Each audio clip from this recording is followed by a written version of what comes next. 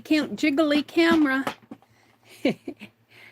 This is Meri at the Meri Atelier, and today is Sunday.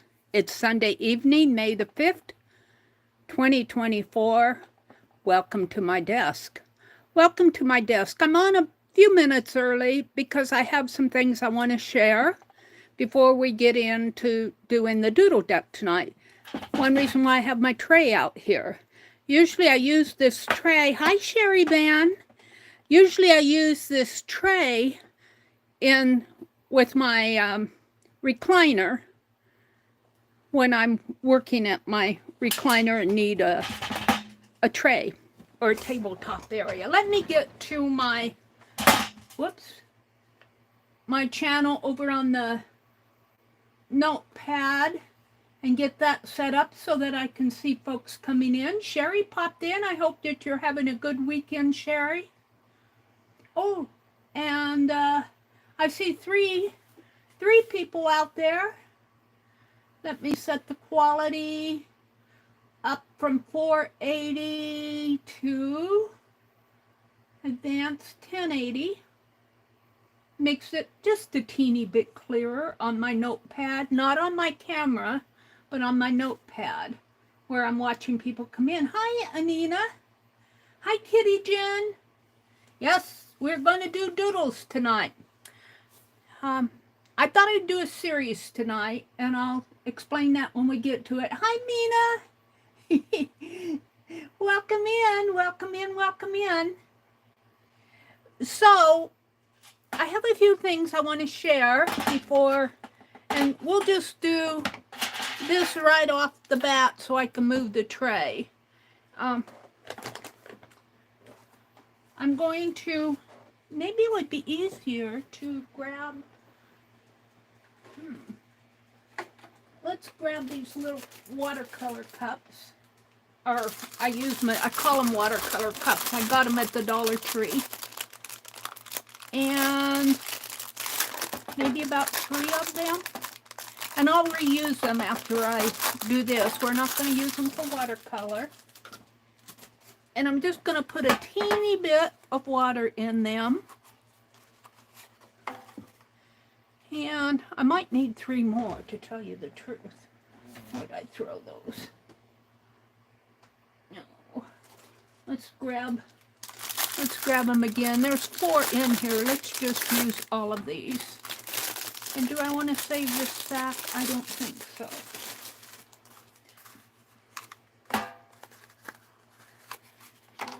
And I'm just going to put a little water in each one. I got fresh water in my spritzers, but I'm going to open this one up.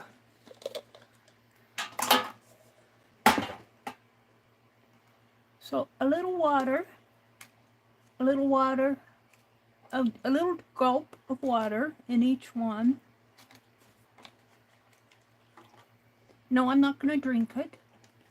Ooh, that's a little much in that one.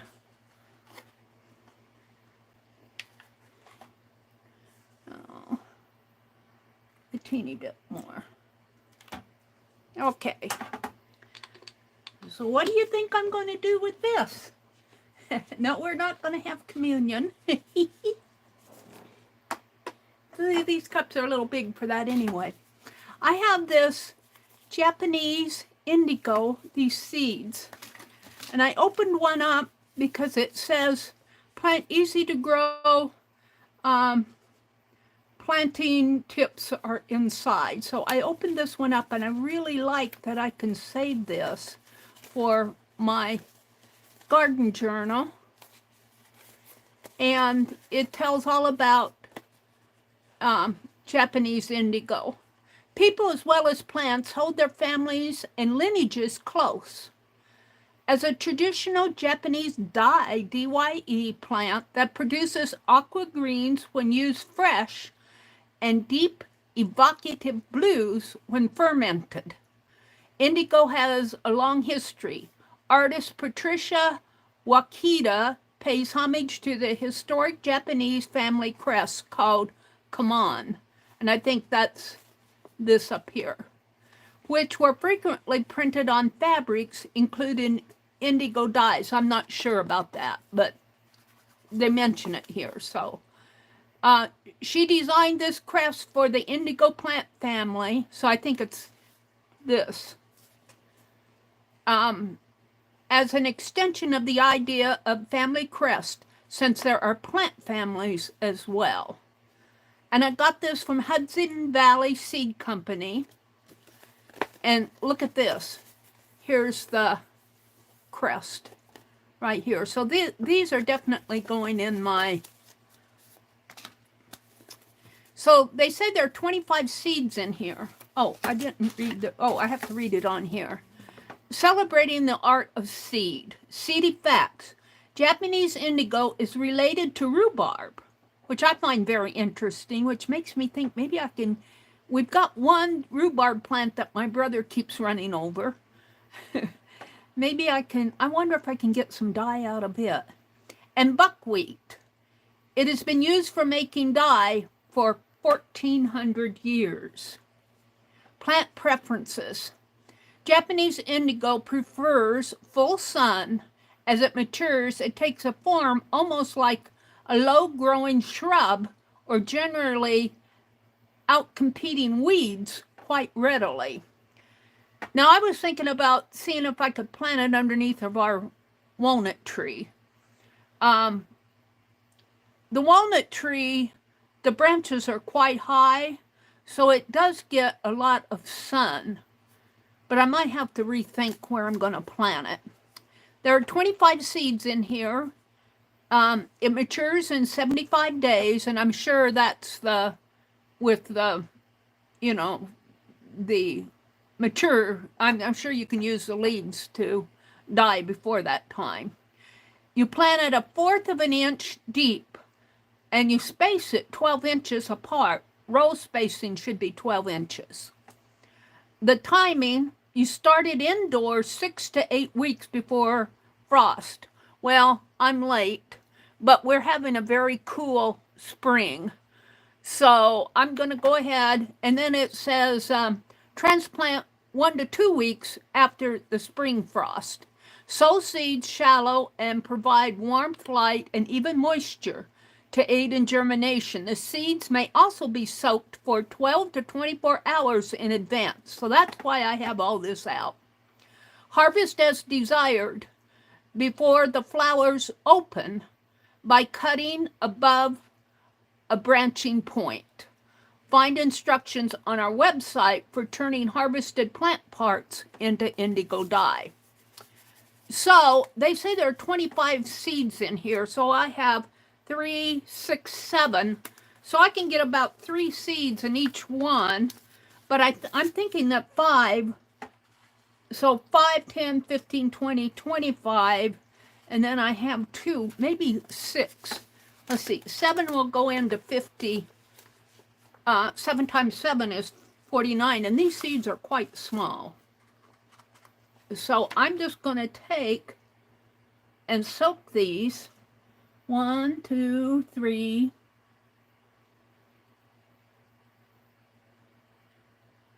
4, 5. 1, 2, 3, 4.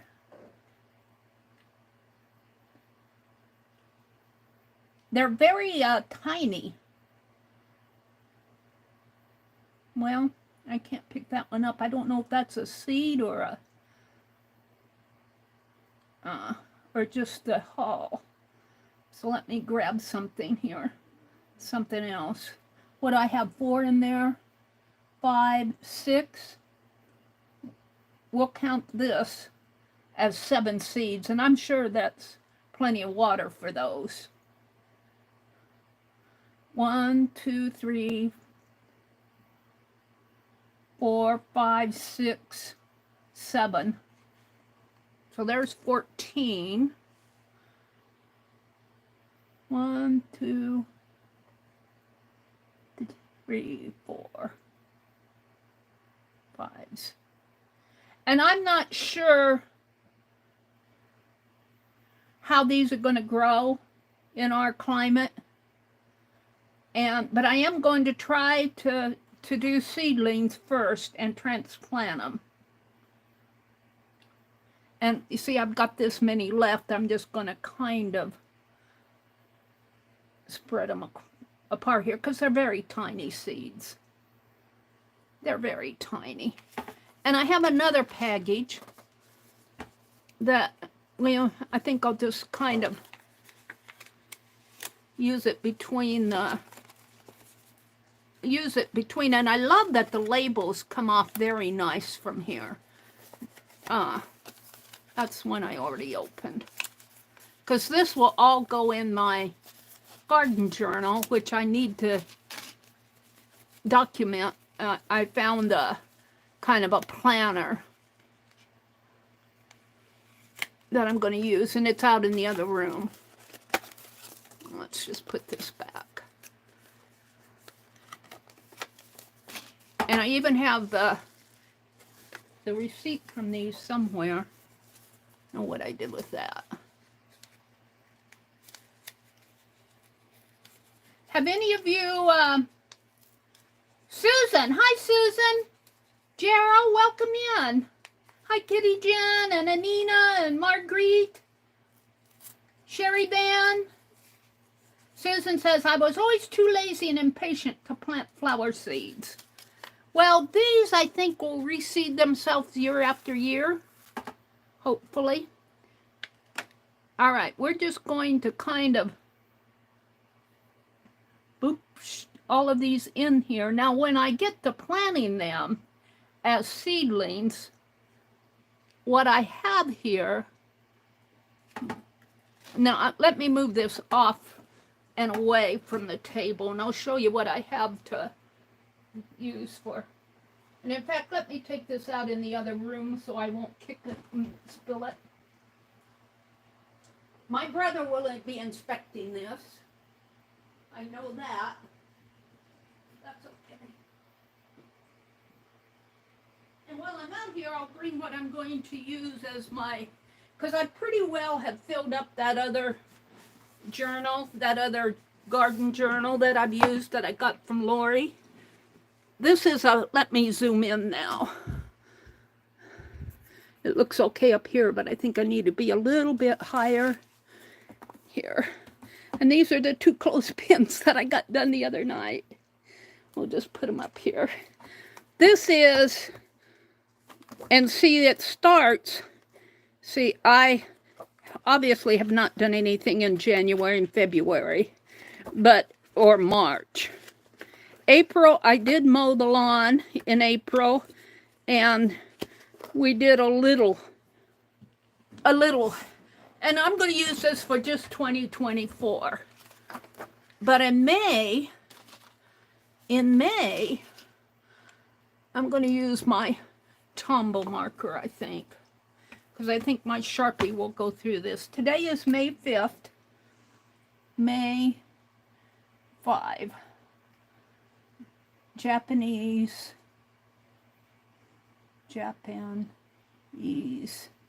indigo.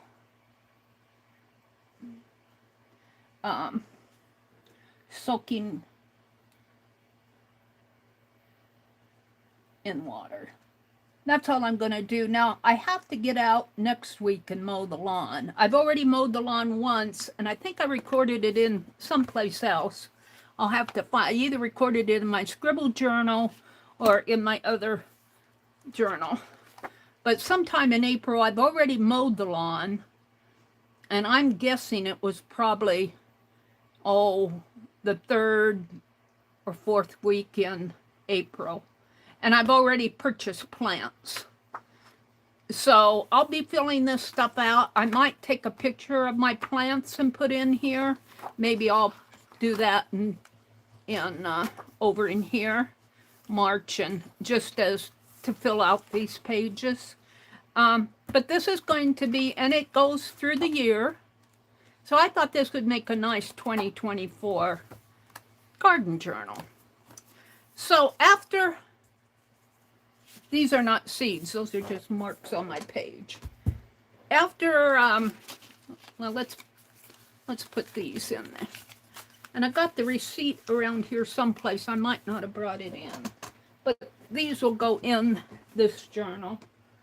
I'll probably put those up at the front too. Let me get it out of the way.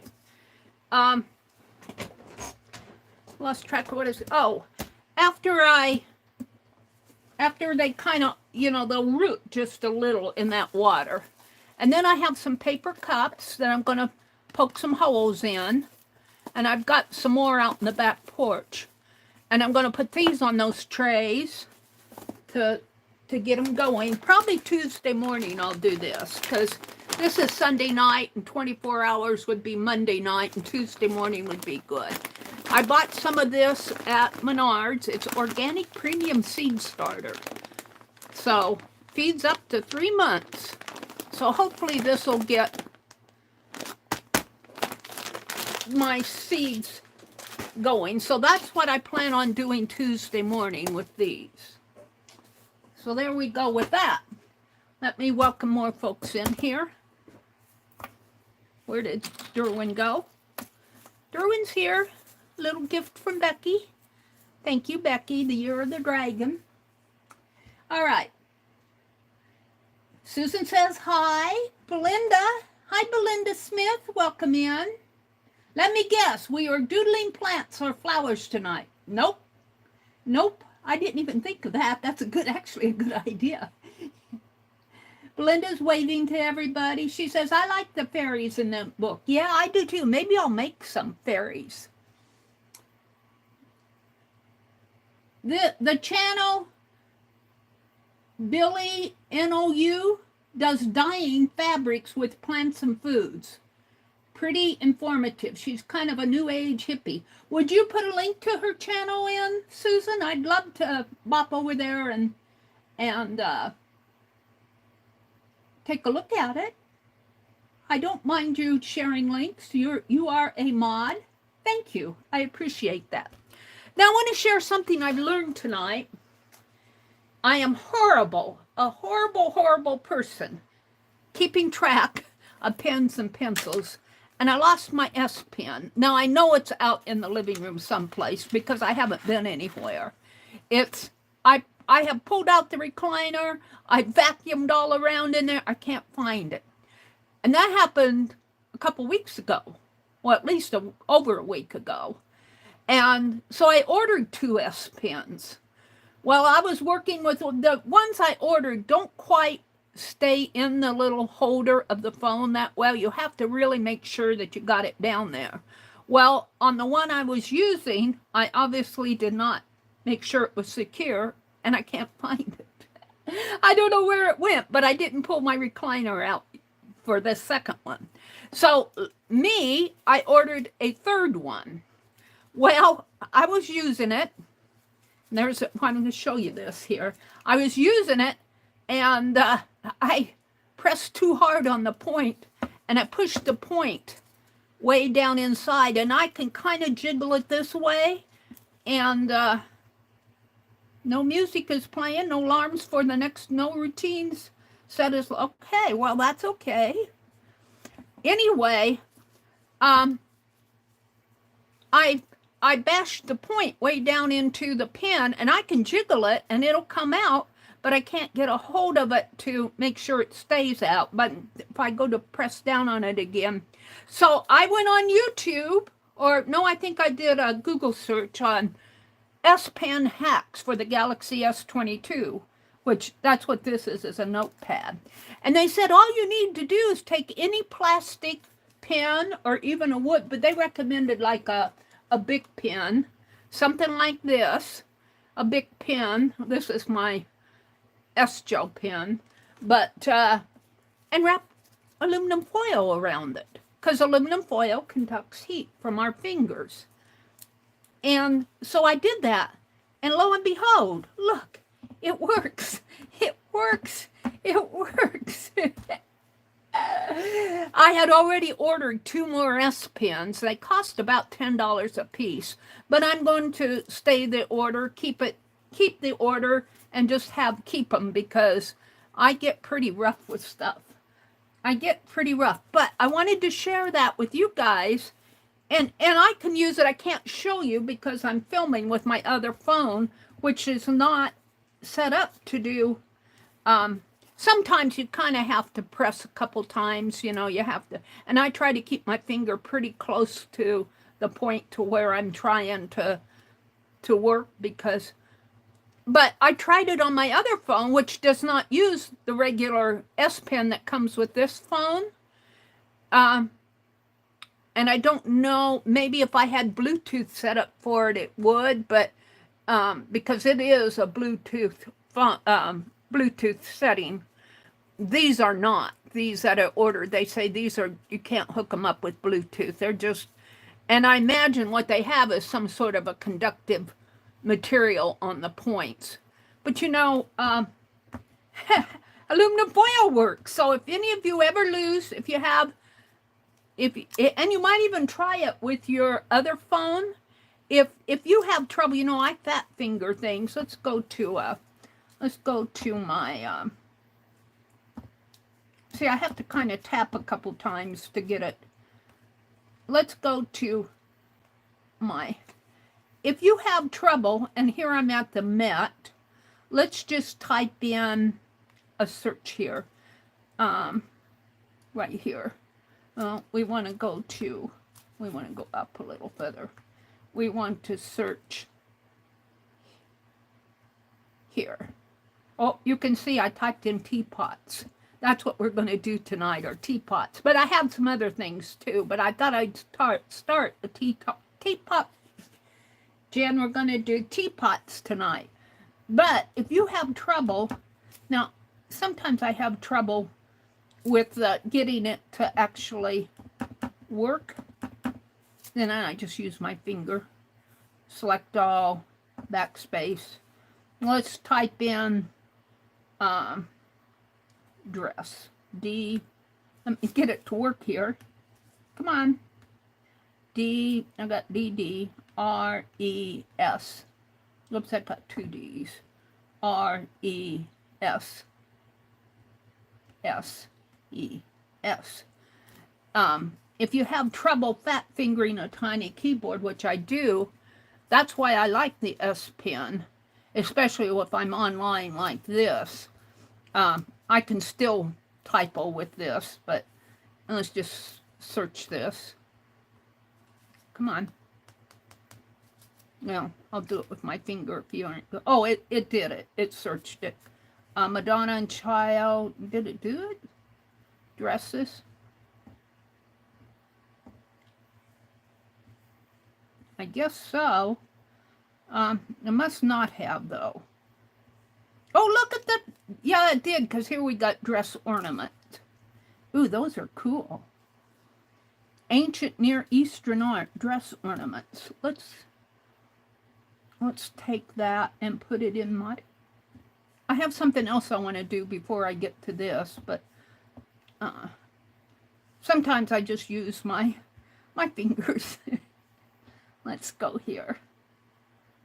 D-R-E-S-S space O-R-N. But I can't wait till my other S Pens arrive. But this is good for a short-term solution. That's what I'm saying.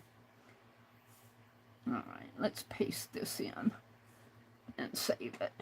We'll come back to those. All right, I just wanted to share that with you because I thought it was pretty neat that you could use aluminum foil wrapped around. And this is the S Pen that the point is still in there. I just can't get a hold of it to pull it out and I'd probably pull it all the way out. But anyway, so there's that. There is that. Susan said, this is the best thing I've seen in a long time. I have a real one, but you have to be so precise with it. Yeah, well, you can try the if you're talking about the S Pen, the aluminum foil, if you know, it's a hack. It's a hack. But in an emergency, like you lose both of your pens and you break the other one, I have three. I have three. I lost the one that came with it. It's out there someplace. I just disappeared. I looked all over for it. It's there somewhere. It's could be under my coffee table. Who knows where it's at. Then I went and I lost the second one. The third one, I broke the point on it. So, hi, Melody. Welcome in. Anina says, don't forget your scarecrow. You could also write it down, the remodeling in the garden. Oh, that's a great idea, Anina. The scarecrow, because I can go back and look at the video and see what day I did that and write that down. That's an excellent idea. And I did buy, I went to town last Wednesday and I bought some suspenders for it. So I'm just waiting for a day a nice day I can get out there. It's been kind of rainy here. We're going to get more storms tomorrow. And then next week it's supposed to be really nice. And I'll tell you, our yard is going to need a combine. I've already mowed it once, but it rained right after I mowed. And so and I know it's going to rain again tomorrow. So I'm waiting until next week to mow again. But I'll get out there on the porch and I need to paint her face. And I bought some suspenders to keep her skirt off. Her skirt's touching the ground. But luckily she's got a long shirt. Oh, that's an excellent idea, Anina. Let's go look at the link that Susan put in for dyeing. Billy New, I'm going to subscribe to it. And set all the notifications on. Oh, natural dye. How to dye, natural dye, scrunch dye, how to paint on textiles with dyes. Ooh, I love that idea.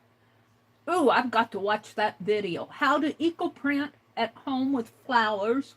Let's see, I'm just reading the front page. Let's go to the videos.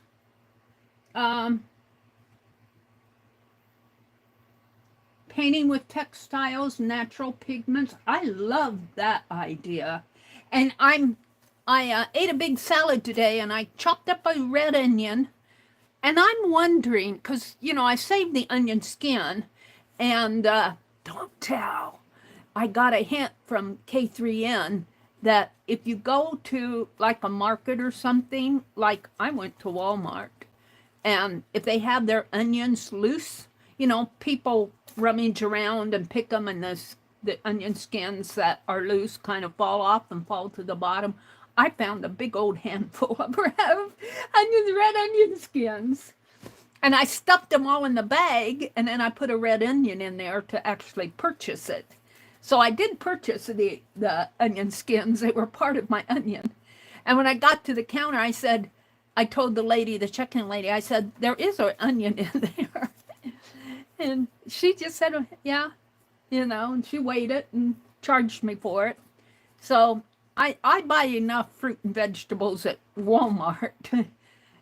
Believe it or not, I went to buy some lettuce the other day and they were all out of head lettuce, which kind of surprised me. But I usually buy broccoli there because they're pretty clean. They're in our store, they're pretty clean, and I wash my vegetables pretty good when I get them home. And I could go to the other stores, the prices are a little bit higher, and I do too, but I got a handful of red onion skins, and so I want to try doing some red onion dye. And I imagine you could take what's in that dye bath after you dye whatever I'm going to dye with red onion dye, and put it in a sprayer and spray it through a stencil. I wouldn't see why you couldn't. You know, I'm going to try it anyway. I'm waiting to get a fairly large amount to where, you know, it'll be worth boiling. But this is a great channel, Susan. Thank you for sharing that. I'll watch some of those videos offline. Brother probably found it and said, this thing doesn't write anymore, and threw it out. Actually, I have lost it before, and I told him, I said, I'm looking for my S Pen. And it wasn't long, and he come up and he said, is this what you're looking for?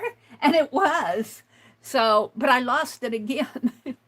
And I told him, I said, don't throw that out if you see it. So I think what happened to the first one, I think I don't know where it went off to. I tend to use it when I'm sitting in the recliner, and then I'll set it down in my lap. And if I have a lap blanket on, which I usually do, kind of have a little blanket over my knees. Well, when I get up, I flip the blanket, the pins on the blanket, and I flip the blanket, and there you go. But this one that I purchased, that the second one that I lost, I think it was a matter of not getting it into the click. And with these that I purchased, they don't give you any warnings of, your pin isn't in there. On the one that's connected to Bluetooth, they'll say your S pin is disconnected. Hi, Anna Patty, artist. Welcome in. It's good to see you. Hi, Mitzi. We had gut busters yesterday. What were gut busters, Anna? What were gut busters? I want to know what gut busters were. I'm almost afraid to ask. They are happy to take those skins, Susan said. Otherwise, it's work for them to clean it up. I work in a grocery store produce once a week. Oh, Susan, that makes me feel like less of a thief. Well, I really want to try the red onion dye. And before I do it, I might try and get some more. I'm not planning on, because I went last week. I really have all the groceries I need to last for another week. I eat a lot of salads now, and I eat brown rice. I was thinking I'd make me a stuffed pepper with brown rice, and I don't know what I'll put in it because I've been eating. I ate all my. I love Brussels sprouts. I love to steam them. I like Brussels sprouts, and then I'll take. I got a little bit of cauliflower. I chop up some cauliflower and steam it with the Brussels sprouts and throw a handful of dried cranberries on it and steam it. I got a little round steamer, and I'll steam that until it's done, and then I take it out and shake salt and pepper on it. Not too much salt, more pepper, and I'll sprinkle some pecans on that. And I'll tell you, that's really yummy. I had a pizza the other night, and I didn't even enjoy that pizza. I'm going, my vegetables are more yummy than this. So if you follow a good diet and follow it consistently, you don't have to, like, I'll eat a piece of pizza, or, but I don't eat it every week. If we go to town and we go to Freddy's, I'll have a hamburger, but I won't eat a hamburger all the time, so, but if you follow that diet consistently, your taste buds change. And what you liked before and thought was really delicious really wasn't all that good. Although I do like cheese and I like pizza, but they changed something about it just didn't taste good at all to me. So let's see what else is going on. Anina's here, Margarita's here, Kitty Jen's here. Don't forget your scarecrow. Let's go down to the bottom. Let's see, I'm still on top messages. Let's go to all messages, chat filter, all messages. I had some shredded chicken mashed potatoes, and I mixed a can of green beans and corns together. Now, see, I like the idea of green beans and corns. I'm not much of a poultry person, and I've quit eating red meat, although there was pepperoni on that pizza. That could be what I didn't like.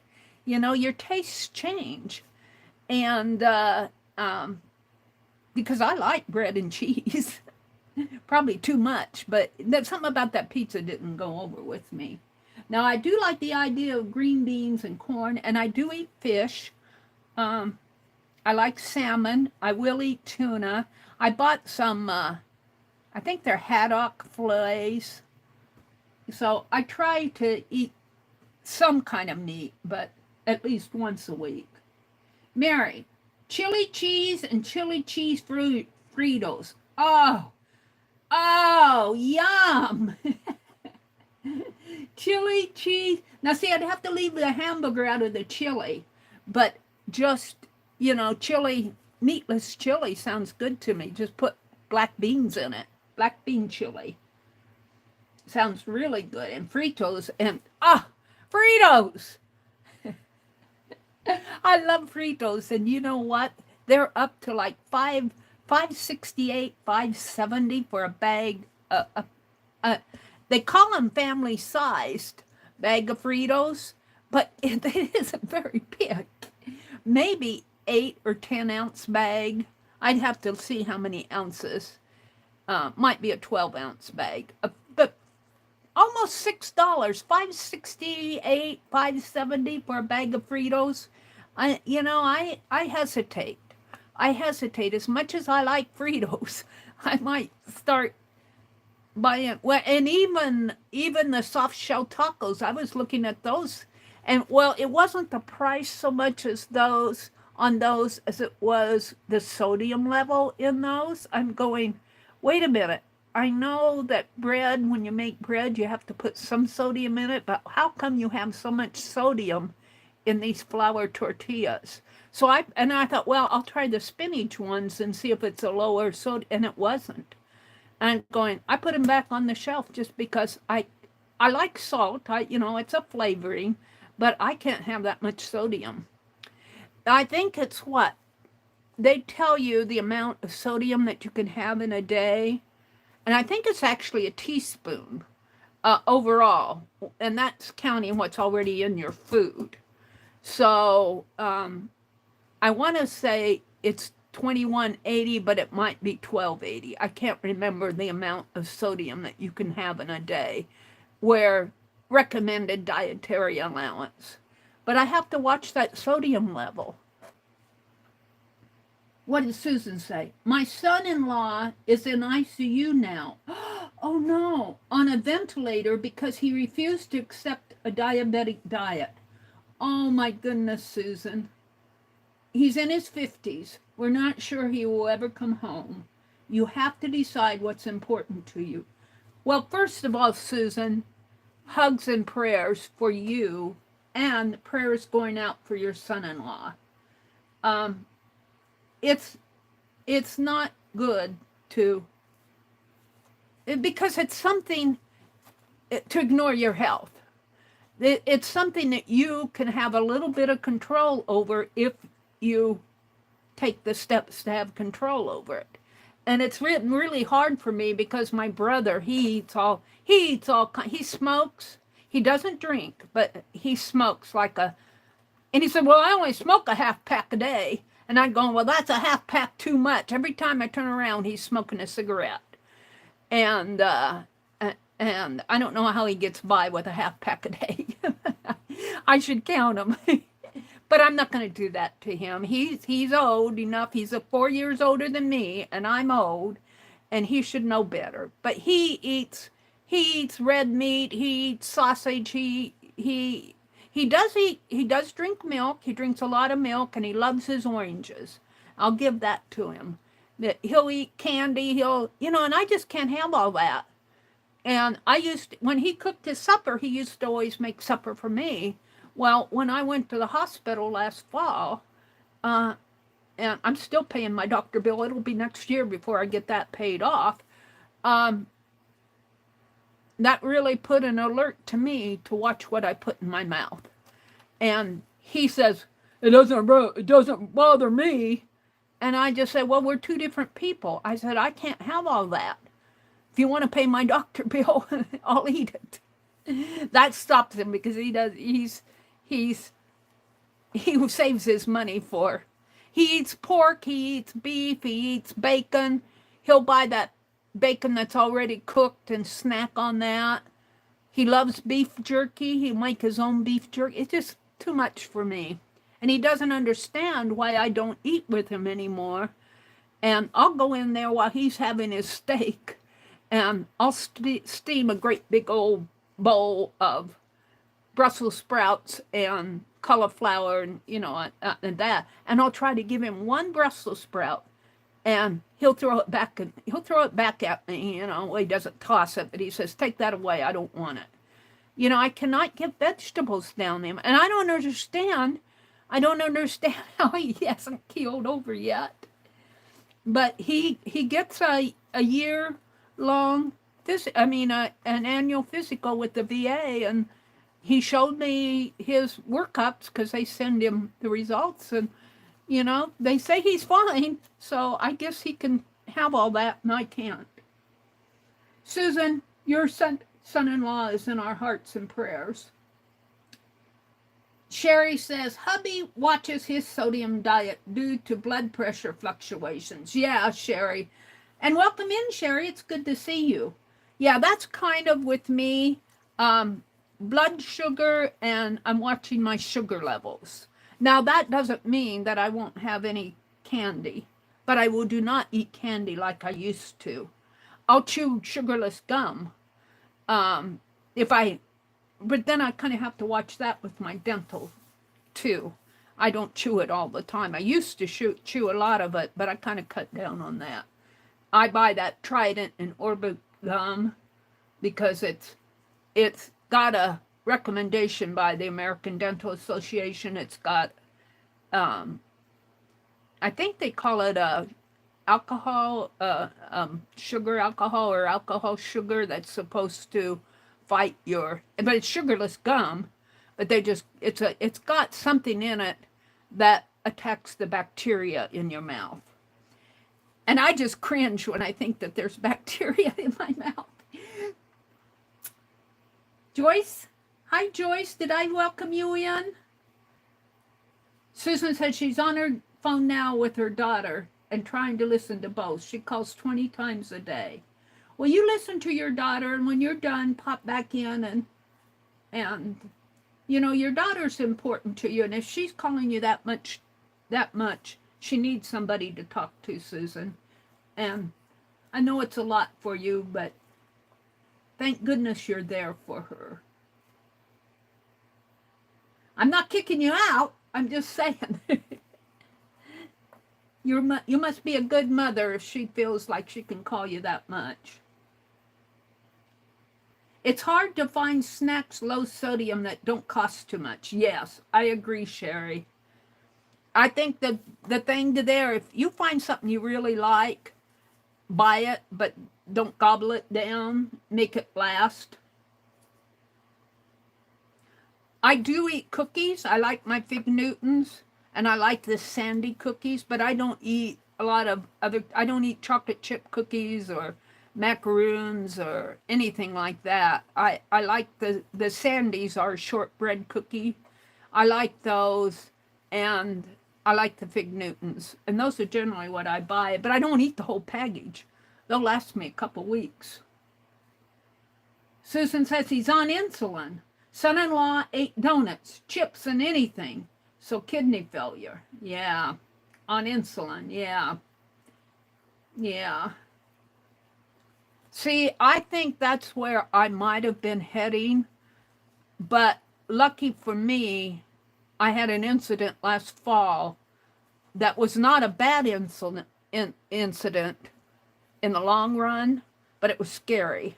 And my brother took me to the ER because we didn't know what was going on. I didn't know what I felt like I was going to faint. And he took me to the ER, and that's a whole nother story. But as a result, I think they ended up saying that I passed a kidney stone. But if that was a kidney stone, it was a big one. It was an experience, and it scared me enough that I did research. And I think if that would not have happened, I would not have been alerted to change my diet. I'm going to try to walk more. I've tried to walk, and I get exercise when I mow that lawn. Believe me, I'm pooped after I get done mowing that lawn. I'll bet I walked 3 miles mowing the lawn because it's up and down, up and down, up and down.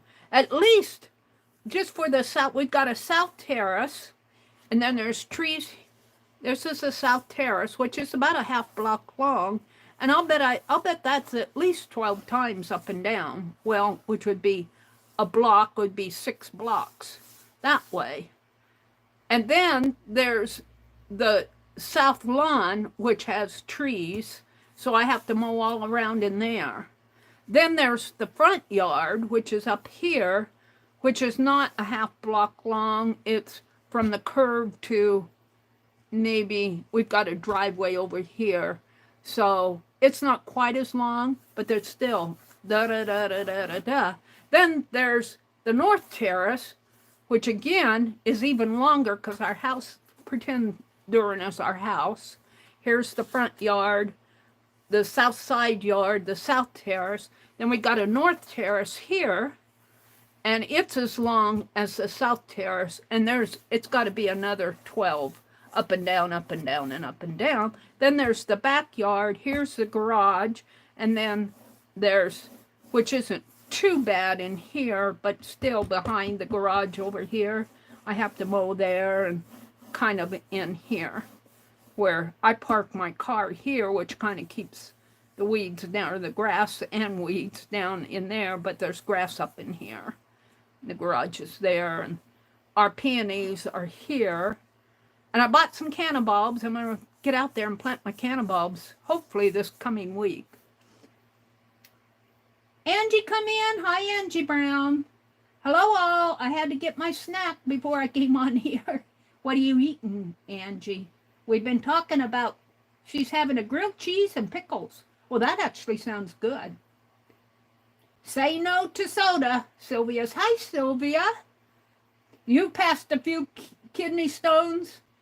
Those are not fun. And I really, the nurse, and it's been enough time now, I don't mind talking about it. When it first happened, it scared me so much I really didn't want to talk about it. But when it happened, that nurse recommended taking my uterus out. She said my uterus was pressing against my kidneys. And that scared me because, well, I'm in my 70s. I don't need a uterus anymore. But when they go taking things out of your body, like your kidneys and your uterus and all that, that just, I mean, I know it's necessary, but if it's not necessary, and she recommended I go see a gynecologist, and I went to the gynecologist, and he did his exam and everything, and we talked about it, and he didn't think it was necessary at this point to remove the uterus. And we talked about it and just keeping an eye on things. And I haven't had that serious of a reaction since then. So I think I just passed a really bad kidney stone. And since then, I've been watching my diet really closely and trying to exercise, trying to cut down on the sugar. No more soda. I will have a soda, a diet soda, if we eat out. But I'll also have coffee too. So it's either or. But we don't buy, well, the thing of it is, I used to drink Diet Squirt all the time. Well, Diet Squirt has gone up in price. And I look at it on the shelf and I said, I don't need that. And I stopped that way before all of this happened because of the price of Diet Pop. I said, I'm not going to pay that much for something I just guzzle down. I'll drink water, and I do drink a lot more water. A lot more water. The gynecologist recommended that I drink 4 quarts of water a day. And I'm sitting there going, I'm going to be on the pot all the time. I was already drinking 2 quarts a day, but I'm trying to get 4 quarts down. I don't every day, but I try. Anina says, I have to sleep. It's 1:42 a.m. Bye, everybody. Bye, Anina. Thanks for the suggestion to document. And I'm going to have to name her. I've got a post on the community tab asking for names for the little scarecrow that I'm making out on the porch while I'm revamping. And we're going to name her. I'm going to finish her up. But Anina suggested that I document. She said, don't forget that you did the scarecrow. out on the front porch to put that in your garden journal. So thank you for that, Anina. Have a good week. Lemon water. Yeah, that's a good idea too, Sylvia. Lemon water. Let's see. What did she say about lemon water? Lemon water. My urologist says that if everyone drank lemon water, it would put him out of business. Well, that's interesting. I bought some lemons, but I don't think they were the best lemons because I had some lemon. I like lemon water, but I made some, and it tasted good when I made it. But I left the lemon in there overnight, and it must have turned sour or something because, it tasted horrible the next day. And so I threw everything out, but the taste stayed in the jar, in my water. This is what I drink. These are quart. You can see I've got maybe about a fourth of water left in here. But I left that lemon in there overnight, and I dumped it out the next day because it really tasted horrible. But the taste stayed in there. So I washed it all out with vinegar and everything, and it went away. The bad taste. But lemon water. Maybe I'll get some lemons the next time I go shopping. That water actually tastes pretty good. Say no to soda. Angie's having grilled cheese and pickles. Who else did I miss? You can have treats, but not all the time, Susan says. Yes. Son-in-law ate donuts, chips, and anything, so the kidney failure. He's on insulin. Well, you know, I'm afraid, I'm seriously afraid about my brother, but all of that just does not seem to affect him. I don't know why, either that or he doesn't complain about it. I don't know. He does have his yearly checkups, and he's got a few other issues that I don't want to talk about his health in the stream here, but he has some different issues that I don't have. And he was saying, when I've told him, I said, I can't eat all that processed food. And he said, well, it doesn't bother me. And I'm going, well, I'm not you and you're not me. And that seemed to make him be quiet for a while. He smokes. He just smokes too much. Angie says, you can name her Angie because I'm scary. Oh, you're not scary. I have a post down on the community tab. You can put Angie. You probably have to scroll down a little bit to find it. It's not too deep, though. I'm going to take suggestions off of that.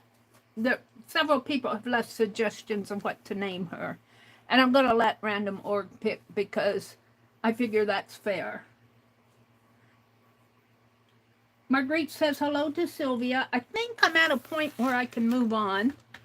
I am going to doodle tonight, but I also want to do something else. Now, I'm not going to slow stitch, but I want to show you what I did this weekend. I am working on this piece. And right here. Now, let me hold it up. Is that it? Oh, I've got it folded in. No wonder. I got it piece over. It doesn't look right to me. As I work on this, let me hold it up. Well, you can kind of see. See, I put the running stitches in. K3N has me doing these running stitches. And I put white running stitches in that are going this way. And then I came this way and put those little red ones over there. And I really like the texture. And then I have the little owls there. Then I'm doing blue stitches with white stitches. Oh, and I'm not trying to be perfect or neat about it.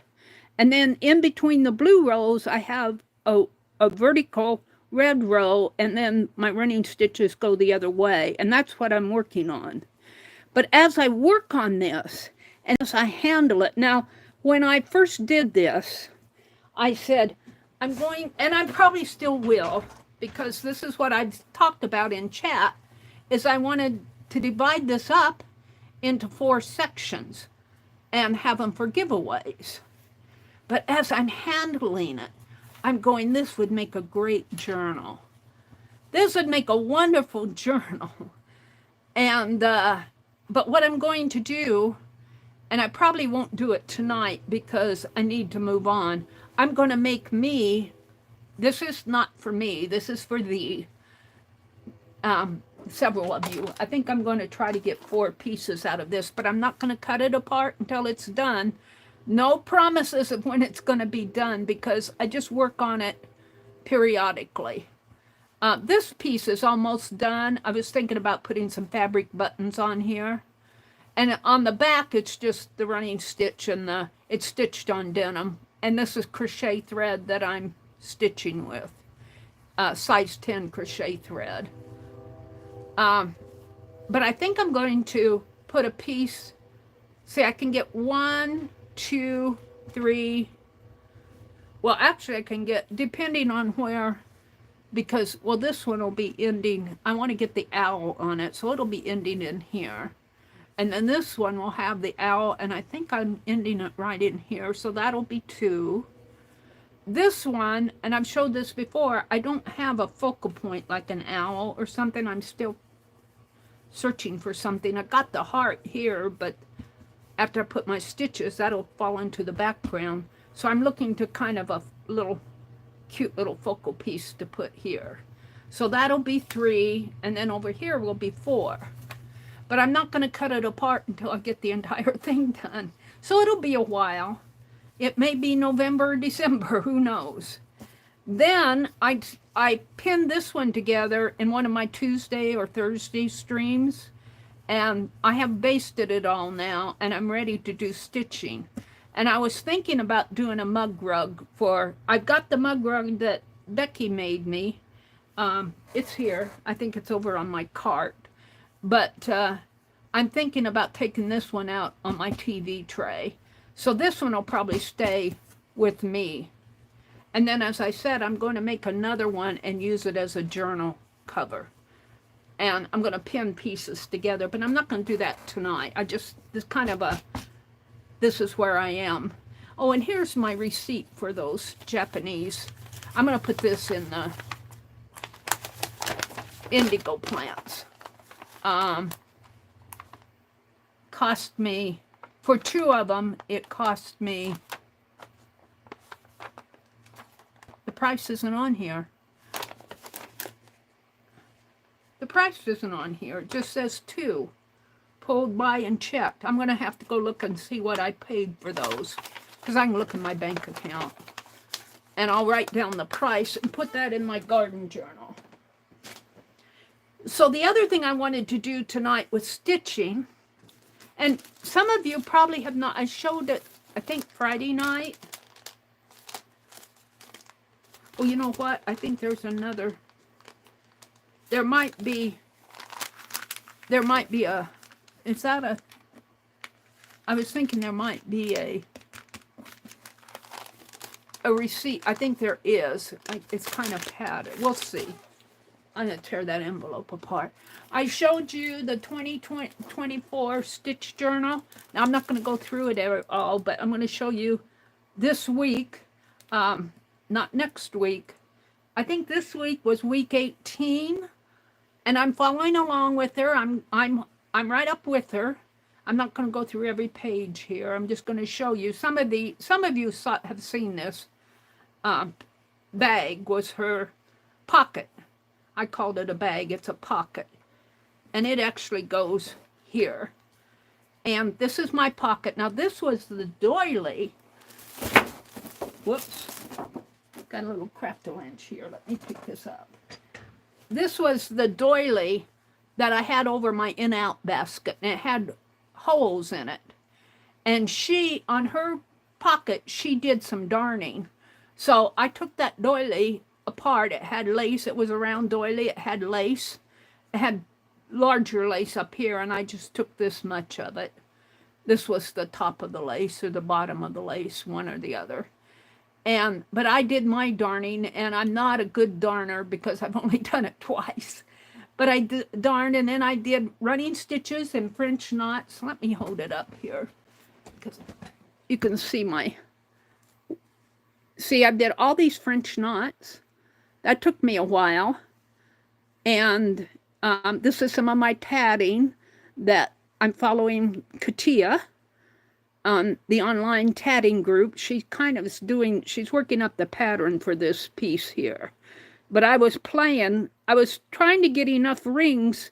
I'm practicing. She showed us how to take out a true ring, and I had to, and how to add more thread. Well, that's what my intention was with this, but it turned into the center of the piece that she's doing right now. And then K3N had an eyelet stitch on hers. She stitched an eyelet, and this white piece was actually a little white eyelet. I don't know if you can see it, but I stitched with this same color of pink thread, or I guess you can call it pink or coral thread there, and I put it on a cluster. And then K3N had a cluster. This is a laundry pin I think I got from Johnny, and I stitched it down. It's a laundry pin like that, and I stitched it down because it kept flipping back and forth. And then I had a rose, kind of a scarf material, and I cut the little rose, part of the rose off and glued on there. This I got from Wendy, who sells with Pearl, the papered rooster. She sewed some little jars of bits and bops, and this little pink cameo was in it. And this is actually glued on. There was no way I could stitch that down. That's glued on. This is a safety pin with some dragonfly charms on it. And it has a pocket. Now, the thing I want to do for this, and here again, I'm not going to do it tonight because it'll take me a while. I'm going to, when K3N talked about her page last week, she talked about, she got to a point where she was ready to turn this. And she said, no, she calls the inside stitching here the back story. That was last week's. And I don't have last week's done. But the back story is like the threads on the back of your stitching. And my best example of that was what I sent for giveaway, and Allie K won it. This is just the backstory of the earth and sea. And it's just your threads on the back. But I love that she's calling it out as a technique that we can use, because I'm doing my cover and I'm having a hard time thinking that I'm going to line it. And now she's giving me an excuse. My cover's big for this, and it's going to need to be big. But she's giving me an excuse now to leave the backstory unlined on my cover for my journal. But she said, no, this piece is not going to be the backstory. She said, I'm actually going to turn it right side out. She said, maybe a little persnickerty mouse can get in here and critique our backstory. And several of us in the group caught on to that little mouse, and several people are putting little mice in the pocket.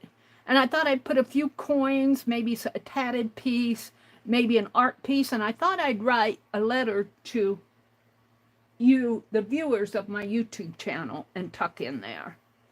But so this piece is not quite done yet, because I want to put things in the pocket, but that will come. Now she uploads a video. She's in France, and she uploads a video, and she's been doing pretty good with it every Monday. And she says her time around 10 a.m. Well, her time at 10 a.m. is my time about 4 or 6 in the morning. So sometimes when I wake up in the morning, I can go watch her video. But Monday mornings are hard for me, so usually I get a start on the next page on Monday. While I'm watching her video, I'm thinking about what I can do with my things in my stash. And, the reason I got this out was because, where is it? Oh, here, I want this out. She also does Wonky Wednesdays. And for Wonky Wednesdays, she does a few different things, but she's concentrating on log cabin quilts. And mine, I showed this Friday night, I believe. I've got a couple others, pieces that belong with this. And I don't know, I'm thinking that the piece that I do like this, I'm going to make it a little smaller to hold my Wonky Wednesday pieces. Her Wonky Wednesday for this week was, and this is what I want to do. Let me put this behind me because I'll take that out in the other room. I want to cut, and she used white paper, white fabric. Now this won't take me long. White paper, white fabric, black paper, and I'm thinking instead of white paper and black paper, what I'm thinking I'm going to do, I have this book of John Gielgud, A Celebration. He's some sort of a director. I don't know if he's a musical or I was reading this. He is a director whose work has spanned several decades and encompasses an extraordinary range from silent movies of the 20s to Hollywood today. So he's a movie director. But look at all these wonderful black and white photos. And like this here would make a really nice strip. And for the white, this isn't white, it's more of a gray, but I love this. I think I'm going to tear this out.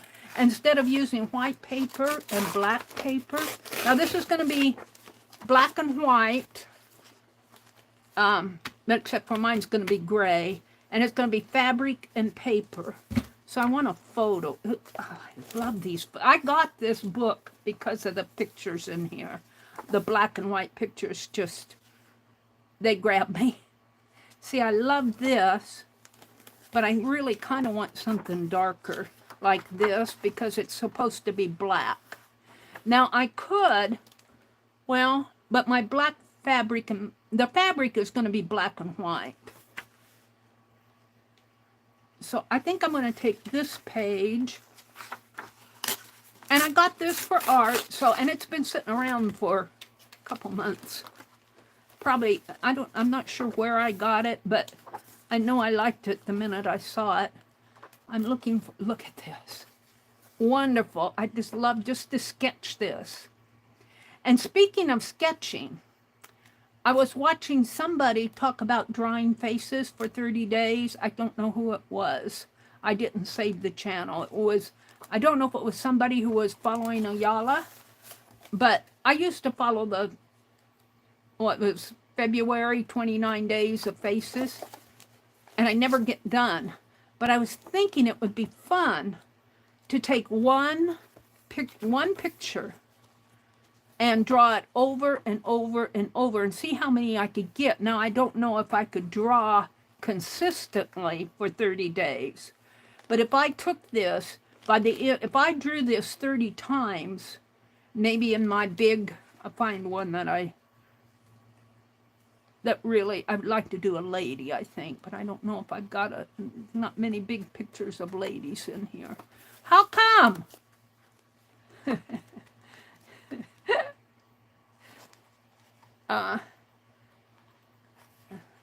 How come? Look at that one.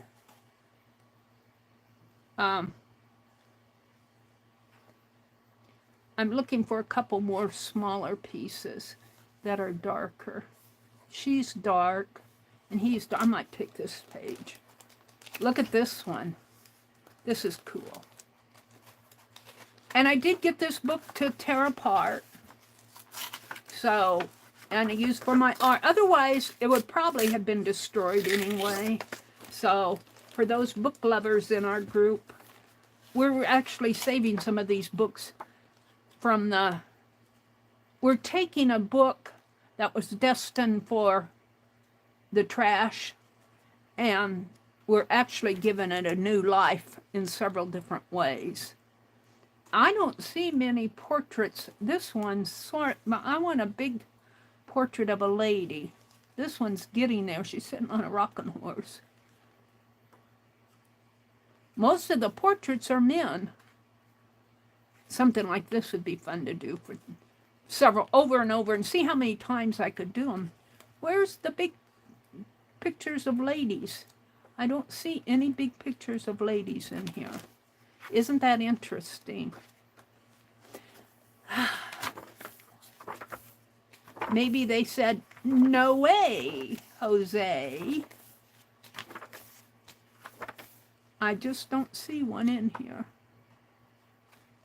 Well, this one, but I want a portrait style. Is this a lady or a man? This is Gilgut. No, this is him as Mercutio. This is him when he was younger, I think. Well, I might end up doing a man, because I don't see any. I see ladies, but I don't see any large portraits of ladies.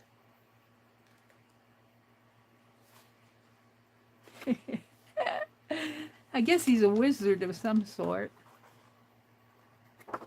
Well, we'll come back to that later because I get sidetracked. I'll put this book down below. So I have dark and light paper, and I don't think I'll use this dark and light, but I'm going to keep it out as part of the project. And I'm just getting stuff arranged because what we're going to do, she said her pieces were 3/4 of an inch. Well, my piece here is about 4.5. I think I measured it the other night. It's 4.5 square. So I think I'll make mine 1/2 inch is too small for me. Let's see, 3/4. 1, 2, 3, 4. See, and then I'd have a 1/2 inch left over. I guess 3/4 would, let's see, let me count. I have to do this visually, otherwise my head goes in circles. So there's 1, 2 for 1.5. And so there would be 4 for 3. And 1, 2, 3 more. Would that be right? 1, 2, no, 3. I'm talking about 3/4 inch squares. So 1, 2, 3, 4, 5. 1, 2, 3, 4, 5. Doesn't quite fit, I don't think. Getting equal 3/4 inches into a 4.5 inch square. Don't think it quite fits. So there's 1, 2, 3, 4, 5. No, I think a 6. It goes 6 times. So, and I think she used 7 strips. But 1/2 inch is too small for me. 1/2 inch would be entirely too small. It would be 9. Because it would be 2, that would be 8, 9. And they're awful small strips for a 1/2 inch. So 6, but she used 7. She used 3 white and 4 black, and 4 white and 3 black. That's how she did it. So she had 7. So I'm either going to have 9 or 6 on mine. I think I'll go with 6 and make it 3 and 3. And I'll make it pretty square. 3 and 3. I think. So that's where my head is for right now. So what I want to do is I want to cut a backing piece, and I think I'll cut it out of here, and all I do for that is pin it on here, and I didn't bring any pins in, Penelope. And this is a tablecloth. Penelope, she says, I'm at your service. Let me just pin this on, and I'm going to cut it rather than try to tear it, because this is a linen tablecloth. And it may not be perfect, but I'm not perfect, so my weaving probably will be wonky. But that's okay with me. I like wonky. And I'm just going to cut here. I'm not going to do any stitching or weaving or anything here. I'm just going to set it up. So I'll probably work on this while I'm watching her page tomorrow, because I don't stitch along with her because I'm so intrigued in listening to what she's doing if I try to do what she's doing while she's doing it. And that's the same way with the tatting. I usually watch and then I go back and do. And this is the going back and doing for last Wednesday. And it's more of a woven piece than a log cabin, but she says it will go in the log cabin. She said it's log cabin-ish. And I think I'm going to have to move this.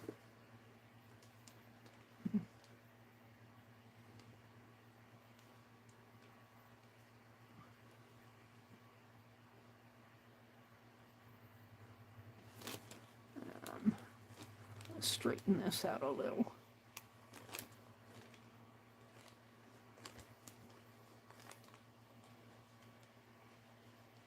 Just enough to cut the two sides here.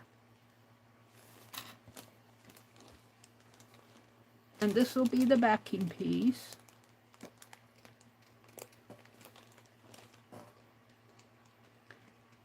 And really, it's not a complicated piece to do.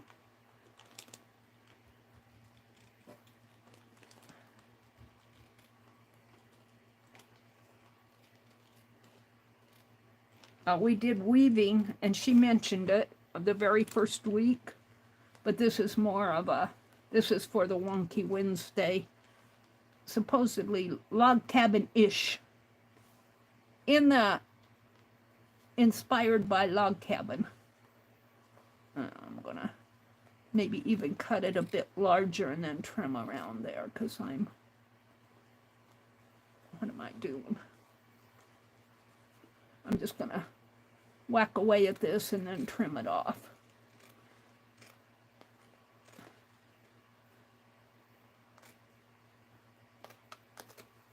All right, and then I'm going to do the same thing and just cut out a piece just that I'm going to cut my white strips from. But I'm going to make them a little longer and then I'll trim them down. And then I can put this white aside, get it off my desk.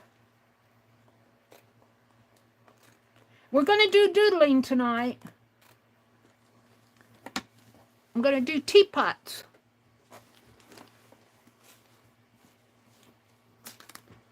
So there's that. Let me put it behind me.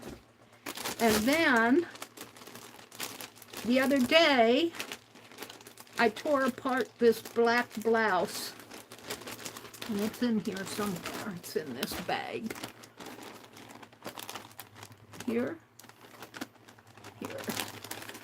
And I just want to get some, oh, that's purple. Did I put the black in here?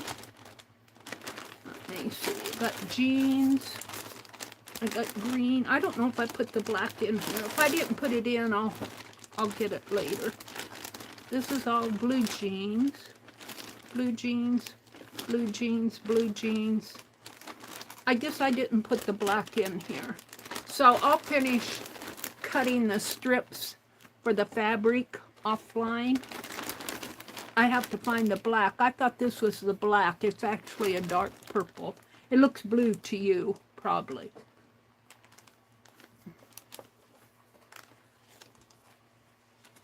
Marguerite says, I drew a self-portrait every day for 3 months when I was in art school. I used tracing paper and could see the previous day's portrait, though. It was fun. Yeah, similar to that, Marguerite. Only I'm going to, and this is a dark green. I'm going to, is this black? Well, this is black, but I don't think, I might be able to get 4 strips. I'll keep this out. I don't know what I did with that other black.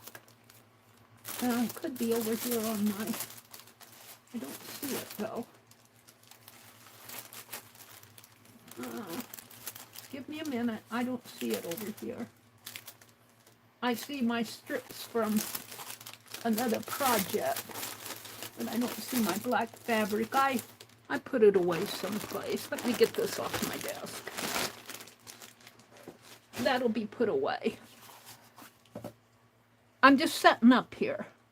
So let's do the paper, because that'll be easy to do. I'm going to cut 3/4 inch strips here, and 4.5 long. And where's my cutter, my trimmer? It's here. I've actually put it away. And this isn't completely white. It's light colored. It's kind of a gray color, but I thought it would be cool to use. I'm going to cut it from this side. So I want 3/4, which would be, well, that's 1 inch. So 3/4 would be there. Now, make sure I have it straight. So I bump it.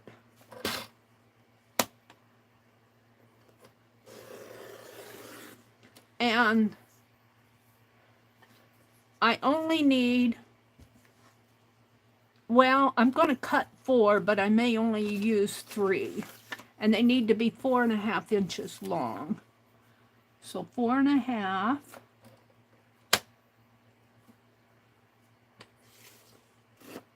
So 1. And I should make them longer. I'm going to leave this one longer. And this I may use, but by the time you fold and see, I cut this white longer here. So let's do it. It fits. It fits, but I like a little extra. So I'm going to use this one, and we'll just put this one away. And then I'll cut one more piece, maybe 2 more. So I'll have extra. I'll have extra, because I always need extra. Whoops, that's why. Bring that in a little. Make sure that it's lined up straight.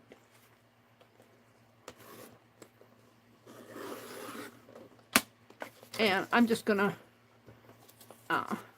fold this in half, and I don't even have to cut it. I'll just tear it there, and that gives me 3, but I think I want 4. Just I'll just cut one more strip, and I'll have enough. And I won't use all of these.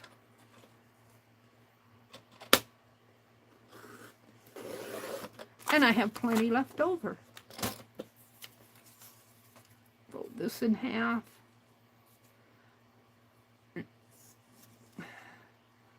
It's always better to have extra and trim off than be too short.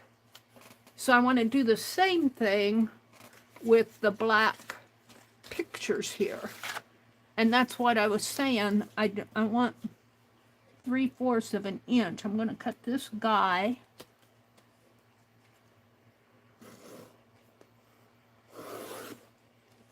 Now that's scrap. And we want 3/4 here. So 1 3/4, and that will be perfect. And I'm gonna, that scrap, and this is way long, but that will be for the black paper. We either have of the fabric, we have, if we have 3 white or 3 light and 4 dark, then in the fabric we have 3 dark and 4 light, 4 white. And I think I can get 3 dark off of this. So I need 2 more dark. I'm going to use this one, and I could probably use that, but that's getting a little light. Let's do this one first.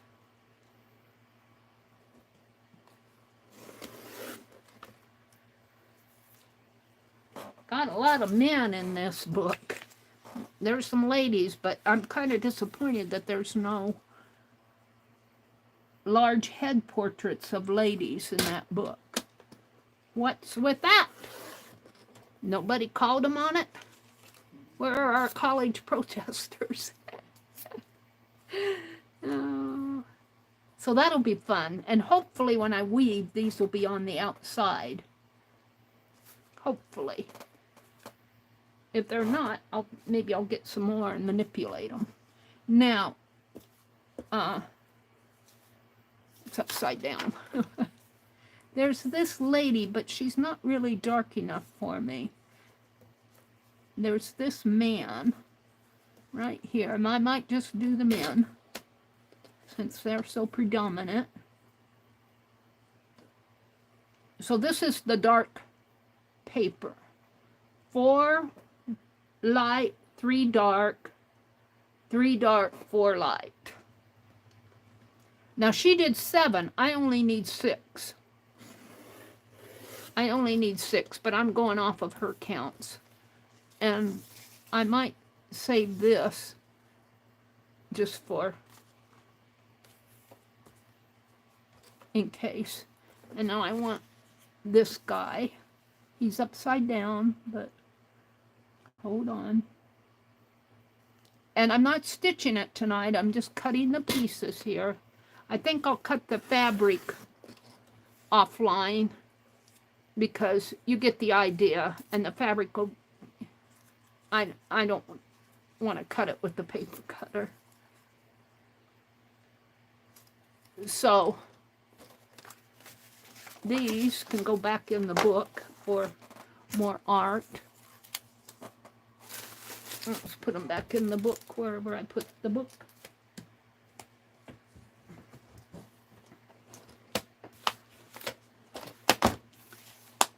I might try to grab a portrait out of this book, but the thing of it is, I get these whims, and that's what they stay, it's whims. All right, we're done with that. But let's take our squares. Got my man on here. Put my trimmer down there. And you guys are not plugged in. Let me plug you guys back in. I don't know if that will. You're at 78%. Should be good. All right, so let's just see how these fit across. And I'm going to do it on this because. So 1, 2. Where's the 3? Where's my other man? Ah, here. 3. These are the papers. But see, they'll have fabric woven in. And I'm hoping the faces, I should have left them longer. I'm hoping the faces will show. Like, if I put fabric here, I might pull this one up and make these faces. I think I can do that. Put 3 faces right in line there. And I want to see how, I might need 7. 1, 2, oh, I'm going to have a little extra, I think. I'm going to have a little extra on the edge. 3. Yeah, I'm going to have a little extra. I could leave a little gap, but I don't like leaving gaps. 1, 2. I have about a 1/4, I think, extra. Just maybe not even a 1/4. It's just the way my fabric is cut.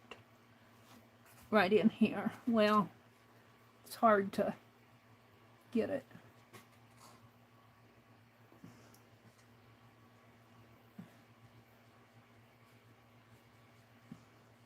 And I'll be playing with this tomorrow. That's why I need the TV tray at my desk. Yeah, I'll have a little extra on the edge here.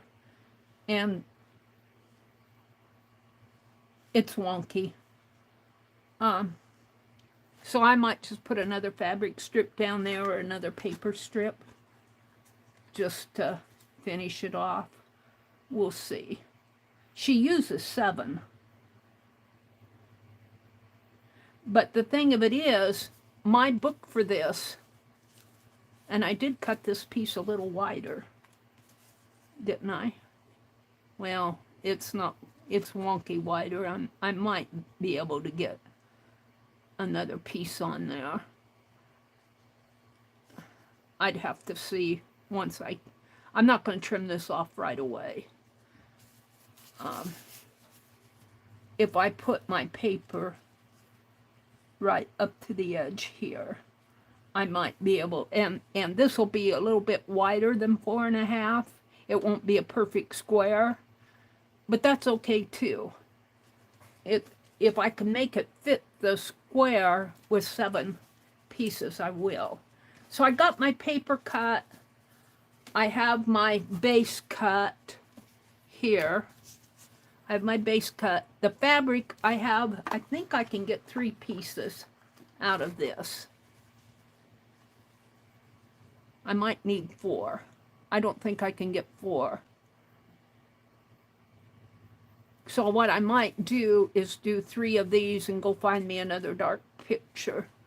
And 4 of the dark. I've only got 3 of the dark now. So I'll decide all that tomorrow. So that is what I'm going to work on for my next wonky. Oh, you know what? Was this what I used? Yeah, I think it was. All right. So we're going to get this off my desk. And we're going to do some, we're going to move on. We're going to do some doodles tonight. Let's see what I have here. Over here. I have fabric scraps. I've got postcards that I need to work on, but I'm not going to work on those tonight. We're working on, I'll save these for Tuesday morning.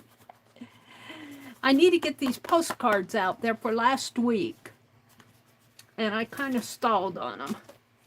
I didn't stream that Friday night. This goes in the needle case that I'm working on for you guys. I'm going to put that there because I'm going to take that out. All this over here goes with the scissors. Okay, let's get out the doodle and do the doodles. I'm going to do the doodles. I'm going to put this out because I'm going to take it out in the other room. Put it right there, very careful. All right. Let me reach over here for my doodle deck index box. I'm working on the camel. I haven't done anything to him for a couple weeks, but there he is. And what I thought I'd do tonight before I start doodling is take all of these out and I have dividers, but I don't know if I have. There's only 3 in there. I've got, hold on. I thought that I would start numbering. What did I do with those others? Let me look over here and see if I can get to them fast. If I can't, yeah, I can. Let me get this, because these are the ones I have a hard time getting out of here. These are the ones that came with the box. And instead of A, B, C, D, I think I'm going to take the A, B, C. I think I'll take these light ones. There's 26 of these. I think I'll have enough for 52 weeks. So let's just take these for now. These are just index cards. And I'm going to put this on these just to keep them. And what I thought I would do is, let's get this off my desk. get out my paint pens and start numbering these at least through week 16, I think.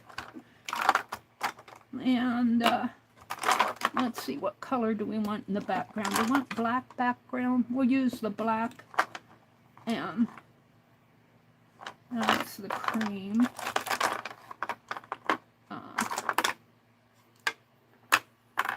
Well, this is the big white one, but I don't know if I want to write with that one. I'm looking for the white.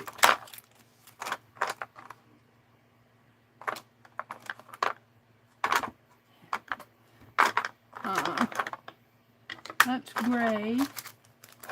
Here it is, white. That's more of a cream color. I think that's yellow, but I call it cream. So what I want to do here, this paint dries fast. I don't need this one. Let me put it, excuse me, away. I can't wait till they do more colors. I can't wait till they do more colors. Limited to, what, 12 colors here? So what I want to do, it won't take me long before we actually do any doodling. I'm going to start with these. I've got the wide tip here, which I think is the bullet, or it could be the brush. It doesn't say. It's the wide one. And I'm going to paint out my A's, my alphabet, and I'm going to put numbers on there instead. And we'll paint them all out first, and then we'll come in and number them. So I'll probably only get to like week 25 or so on these, because X, Y, and Z are maybe 23, 20. We'll see. There's A. I'm going to try to keep these in size order here. B. They're not going to be perfect. Let's do it this way. 2 at once. Why, Mary, you're on the ball now. D.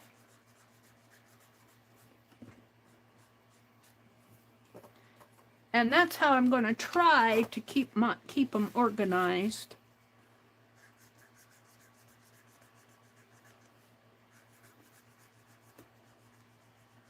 So that's C and D.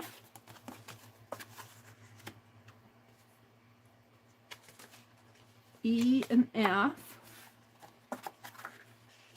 Could probably do G in there. E, F, G. I don't want to do any more than 3 at once. I do like these paint pens. There are a couple things that I think they could improve on. I think they need more colors. I think the red needs to be more of a true red. Instead of a purple, I think they should have put a brown in there. Not that I dislike purple, but I would personally use a brown more than I would use a purple. And I would have done these caps differently. I don't like how they just have the strip there and on the cap. I think the cap should have at least been colored at least an inch down around, if not the entire cap. Because it makes it, when you're hunting, and when they start getting more colors, it's going to make a bigger difference. I hope they change their ways. Because can you imagine going through 256 pens looking for the blue or the green? And you'd have to turn everyone up to the cap. And they tell you to store them horizontally. I guess I'm all done here. I think it goes like this. I'm not sure. I might have to readjust those.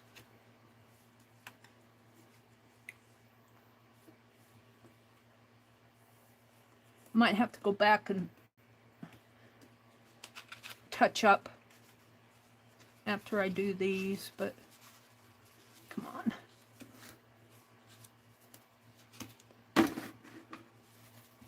I guess by the time I get this situated, I could have 2 more done.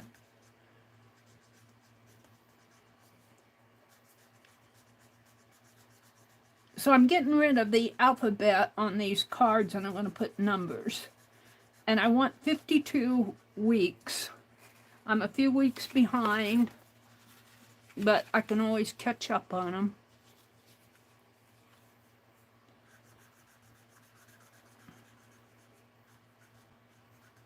During the day, during one of my daytime streams, I can play catch up. So I don't sweat it too much. And even if I have to go into next year, I'll still have 52 weeks. I'll probably not do this next year. Might do doodles, but I won't do it like this. Or maybe I'll do a journal or something. And the reason I'm doing all of this is because eventually, tonight we're going to do some doodle to teapots. What time is it? It's 7:30, so I'm going until 10, so I got time. But eventually I want to set it up to do a game. And I've been thinking about that, how that would happen.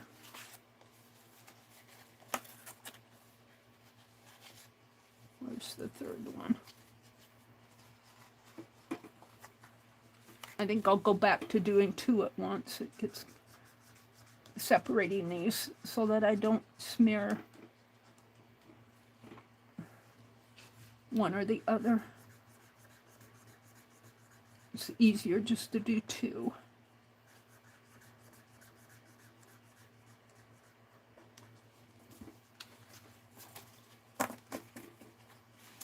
And I don't know where I am here, but I might have to. No, I think I'm good. All right, we're going to go back to doing 2 of these. It's easier. It's X, Y, and Z.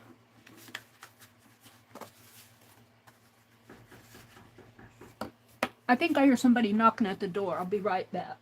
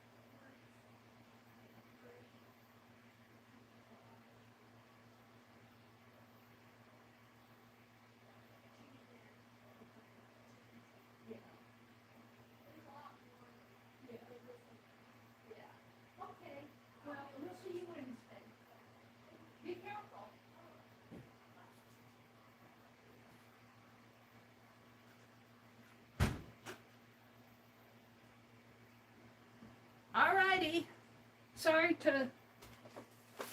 to leave you hanging there. Thank you for your patience. Little neighborhood boy offered to mow the lawn. And we're expecting rain tomorrow. So I told him he wanted to do it tonight. I said, not tonight, because we're expecting rain tomorrow. It'll all grow up again. And I said, can you come back next week? So maybe I'll get out. It'll cost me.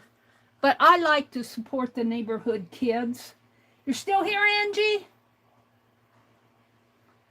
I like to support the neighborhood kids. And I like to give him, he said he'd do it for 20. And I hemmed and hawed because I was thinking more. And he said, well, I'll do it for 15. And I said, well, I was actually thinking about giving you 40. That cheered him up because we had a gal do it last year and I gave her 40. And that'll give him some, they're going on vacation next week. That'll give him some money for his vacation. Look, I got mess on there. Probably from here. Hold it, let me refresh my chat. Sorry I had to leave you guys for a few minutes, but I'm actually glad he stopped by because I was not looking forward to mowing the lawn. Yeah, hi Darla.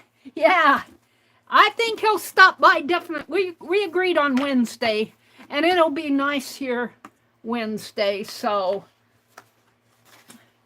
And, you know, I like supporting the kids, you know, and I have to be honest with you guys, $40 sounds like a lot, but, you know, $40 in today's economy does not go far. You know, these kids and then, you know, their family's going on vacation. He'll want some spending money. And $40 does not go far, I have to tell you. I know. And that'll come out of it'll come out of my budget. My brother wouldn't give him $40. He said, you mean he offered to do it for 15 and you increased it to 40? That's what my brother, I'm not going to tell my brother. I'll say, he asked 50. See, I heard him say, he said 15, 1-5, and I thought he said 50. And I said, well, I'll give you 40. Oh, dear. And that perked him up. He said, I'll be here Wednesday. Yeah, it won't go far, Darla. And welcome in, Darla. Darla, I'm still working on postcards. That Friday night that I missed really kind of set me back a little. Really kind of set me back a little.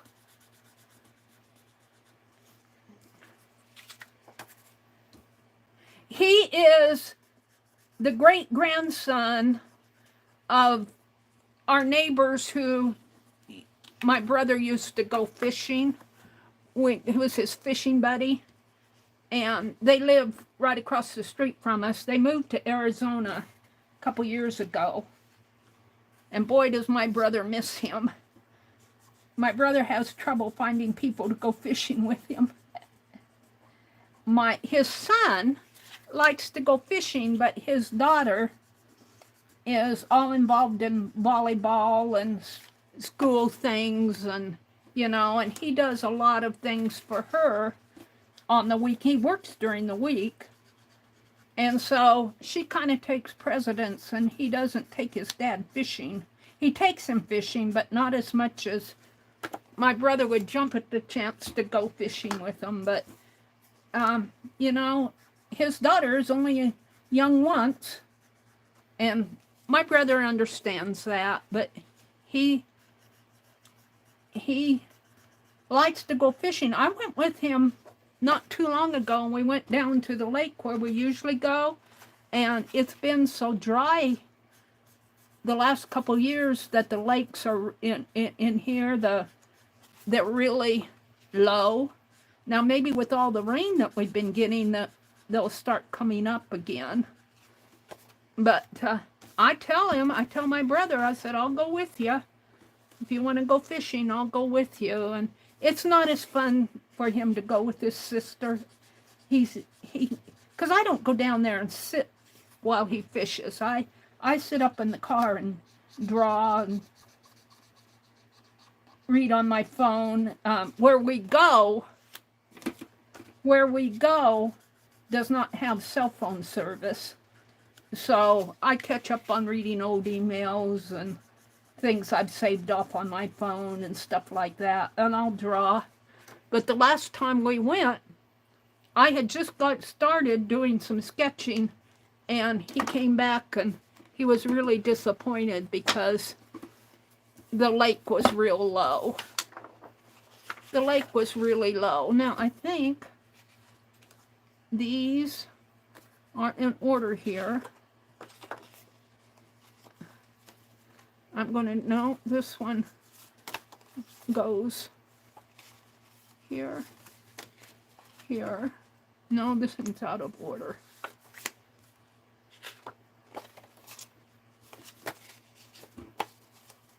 There. This one's out of order. All right. So, this is 1,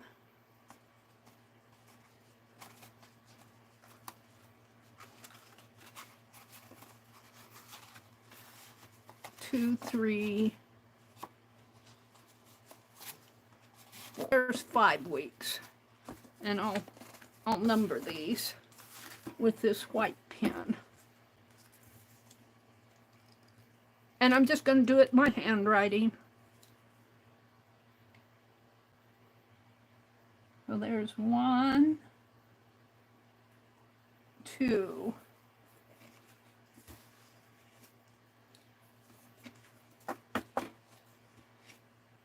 And they're going to be wonky. 3,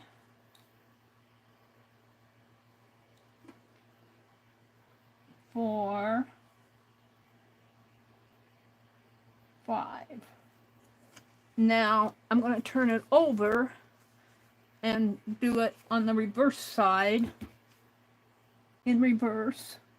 1, 2, 3, 4, 5. So there's the first 5 weeks. Now, let's put them this way. Yeah, let me get these in order. I'm going to do them in groups of 5. So 6, 7, and let's do it this way. 1, 6, 7, 8, 9, and 10.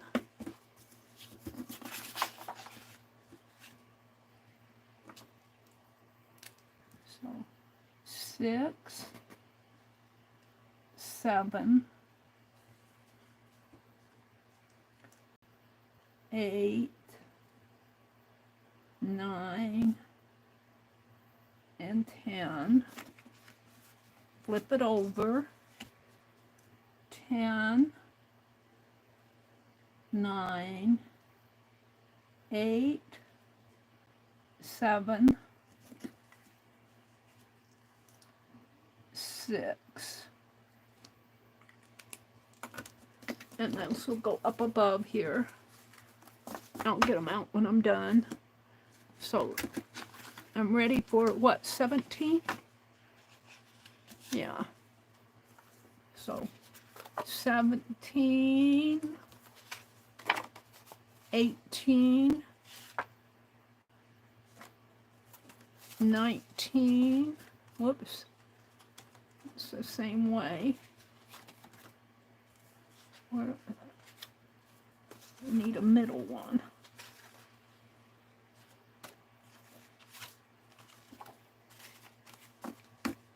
Right? 6, 5, 6, 7, 8, 9, 10. So it's 11. 11. I don't know what I said. It's the next 5. I think I said 17. 11. 12. You guys are probably yelling at me. Meri can't count past 10. 13. 14. 15.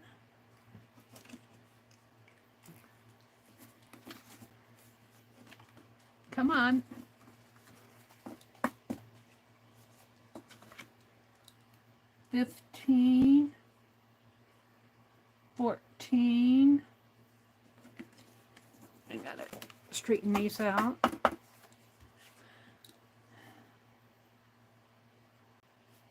13. 12.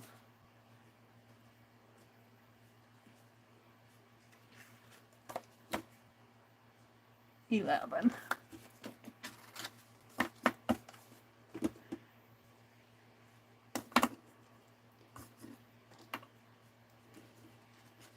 Now we're ready for 16. So 16, 17, 18, 19, and 20. So 16, 17, 18, 19, 20.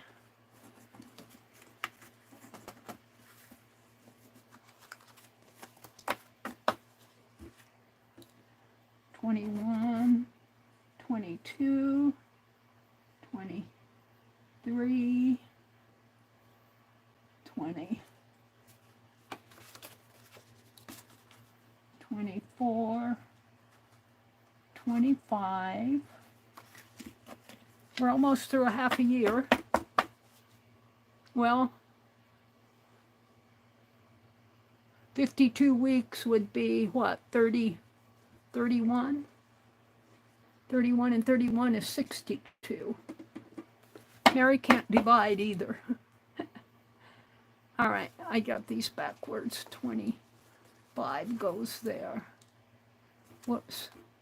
Oh, I did something wrong. 25, 18, 19, 20. Oh, what did I do? 11, 15. I did these wrong. I got to paint these out on the back. I was talking about the boy mowing, and he's got me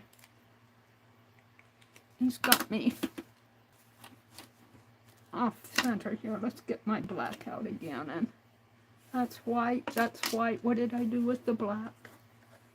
Did I put it back? Here it is. I numbered them right, but I needed to do the opposite side here. So I'll just paint these out. It won't hurt anything. That's what I like about these Sharpies. Whoops, I already ruined that one.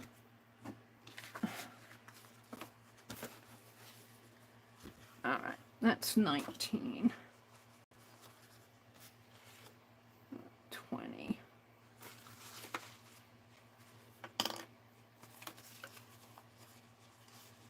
16, 17, 18. 19 and 20. So 20. 21.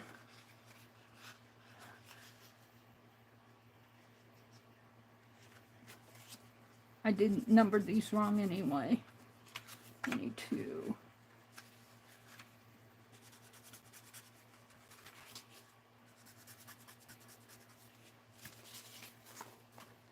Let's see if I can do, where's my cap? Black. It's hard to see it. All right, let's see if I can do it any better. So I'm going 16 through 20 here. So I'm starting with 20 and going back to 16. So 20, 19, 18, 17, and 16. Boy, Mary.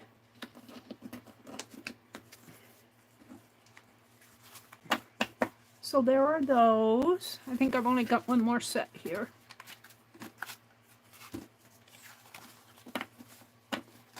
And looks like this one goes over here. So 1, 2, 3, 4, 5. Messy. I messed up in here, but that's okay because they're just going to be dividers. So I'm ready for 17, 18,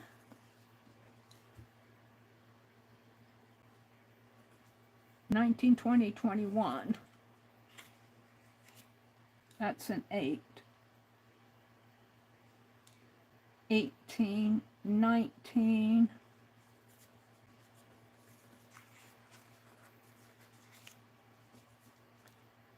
20, and 21. Now I need to go back, start with 21 and go to 17. Hope I'm doing this right.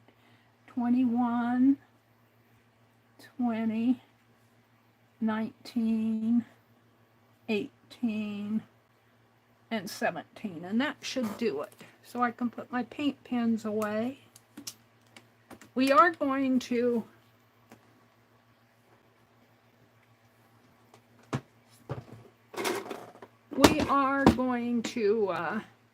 doodle tonight. The tea pots will be fairly easy. I'm not planning on doing intricate things with those. So I've got weeks 1 through 20, 1 through 20? 1 through 17, 18, 19, 20. Where's 21? Did I get him mixed up in there? 18, 19, 20, 21 goes back. I got these backwards. They go this way. Hold it. I do not. There, they go like this. All right. So what I want to do next is, these are week 1s. And I'm not going to use a paint pen for this. I'm going to use my Sharpie. Not my Sharpie, my Pen Plus Gear, if I can find it. Or my Tombow marker. And we're going to number them in here. 1. And this may be different on each one. This is week 1. This is 1A and 1B. This will be 2. This will float around. I might come in and highlight those, but not right away. Let me put the cap on here. This is actually the 3. This one I did both. Well, actually, I think I'll put it here. 3. We'll use this as the back. I didn't document on that one. 3. This is still week 1. 4.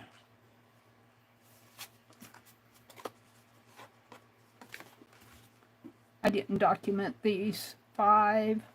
I'll come back and do that later. 6.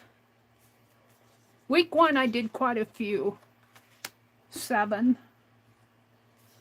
Because they were just, I was just playing. 7. 8. See, they're just doodly doodles. 9.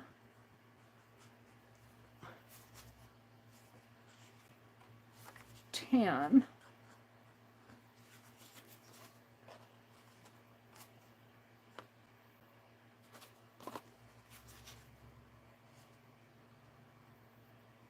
This starts week 2, so this is 11. I think this is all week 1. I'm on 11. And so I'm going to put this here, like that. We're just going to put it up there. This starts week 2, so I'm ready for 12. 13. This is card 2. 13. 14. That's week 3. So what I'm going to do here, I'm going to skip 15 and 16. And I'm thinking I want to put markers there. Where'd I do with those? Let's put these as markers, blank markers, and I'm going to come back in and fill in 3 and 4 if I don't find them. They might be in here. So this would be 15 and 16, because I'm ready to start week 3 here, which would be 17. 14, 15, 16, 17. So, oops, yeah, that's week 3. So this, and I'm just going to leave these 2 blank pieces as markers, and I want to come back and, I think I did 5 for week 2, but they kind of I dropped them, you know, like you drop computer decks. So let's grab the 2. Only the 2, Meri. Hold on, Meri's got to... Let's move this off of the page here, off of the desk. So there's 1. Here's 2. These go in here. 2. Week 3 starts with 17. 14, 15, 16, 17. I love the dragon. 18.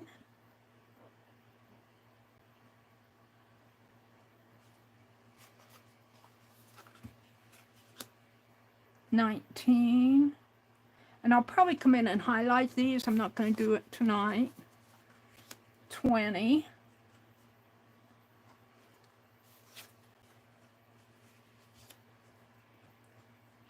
21,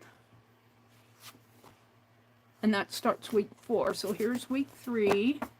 We aren't doing 26 weeks of these. So this is week 3. It's like that. So I'm starting 22 with week 4, card 1. 22.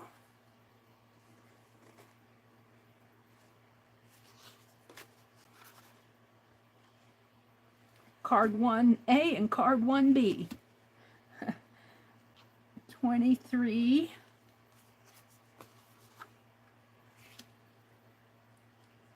24.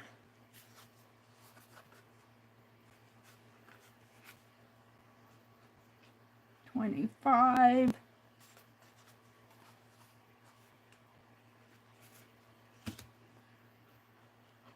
26.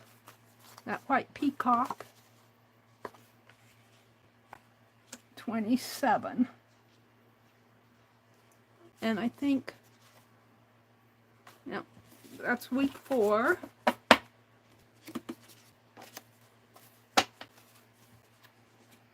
And that was ending with 26. Wait a minute, what did I do here? 2 26s. This is 20. I wrote 26 and said 27. 27. So this is 28. I didn't document, I just got the 28.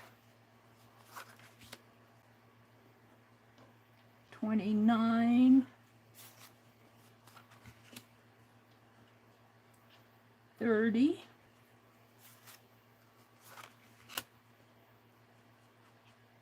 $31. I'm not following chat right now, so I need an extra marker card here. I have to go in and fill these in. So 32. I'm going to make a note here on, what was the other one, week 2? Where I put those other markers. I think it was like 15 or 16. Where I put those markers. 12, 13, 14, yeah. So week 2, 14 and 15 are missing. I'm going to go back in and fill them in. And on week 5, this is my marker, week 5, card 5, card 31, card 32, 32.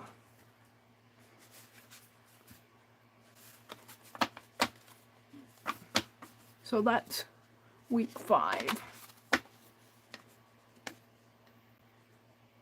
So I'm ready for card for 33.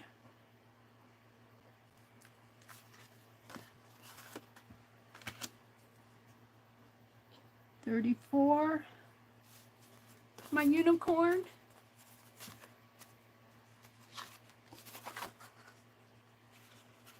$35.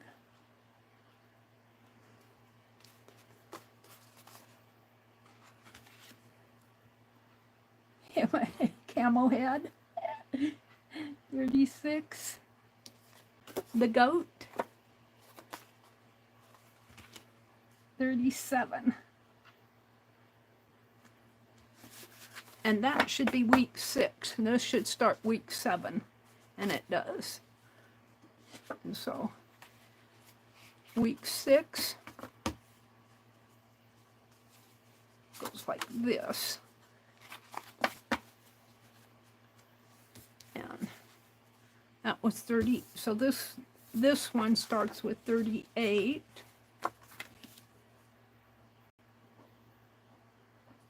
And then I'll probably mess up something. 39. Here's the Headless Horseman. 40. It's kind of fun to look at these. 41.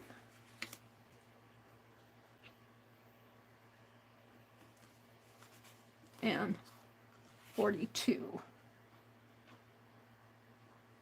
And this starts week 7. Well, no, this is card 6, so that's 43. And I think this is the last one here. We did the Satyr. We had 7 cards on week 7. And 44. And this starts week 8. Card 2. Card 3.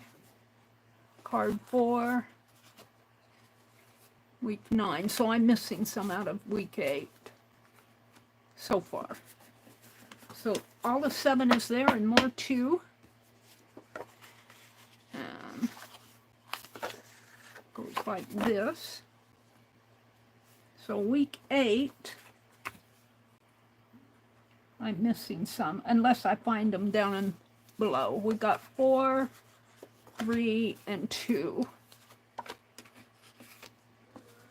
And surely I have a 1 in here someplace. This is week 9, 9, 9, 9. This one these I didn't document for some reason. Did I not document week 10?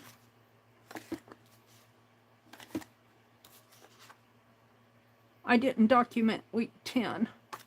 So I'm missing some here of week 8. So I'm missing card 1. I surely have a 1 somewhere around here. 1, and 5. I'll go back and see what they were and maybe redo them. So we're going to put a marker at the beginning and at the end. I'm just calling these markers. I'm not marking on them. So that was 44. This would be 45.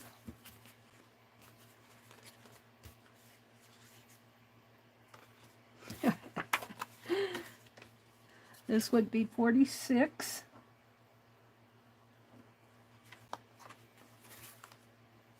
And on this, did I write?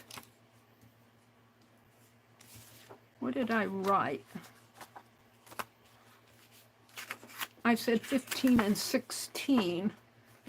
14 and 15 were missing. Card 32 was missing. These are the missing ones. Missing.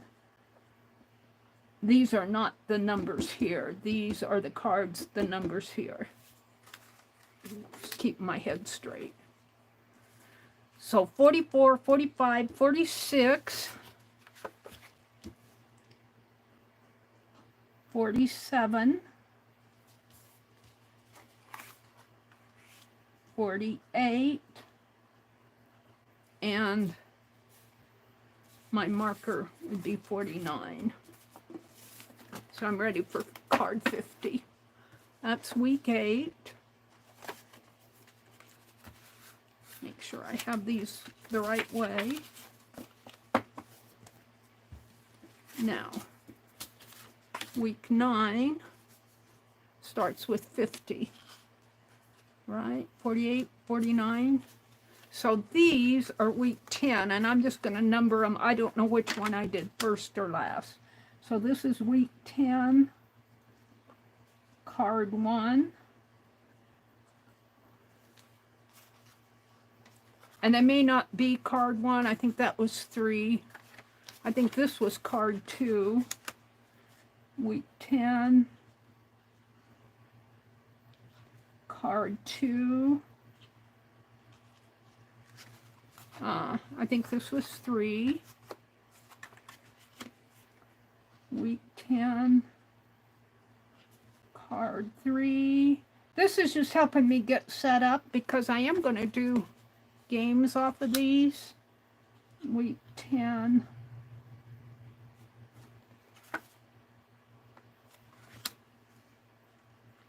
card 4, and oh, here's week 9, card 5. So I can go back and change things here. Week 10, card 5. Here's week 9, card 5, and week 9, card 4. Week 9, card 3. I think I got 2 week 9s here.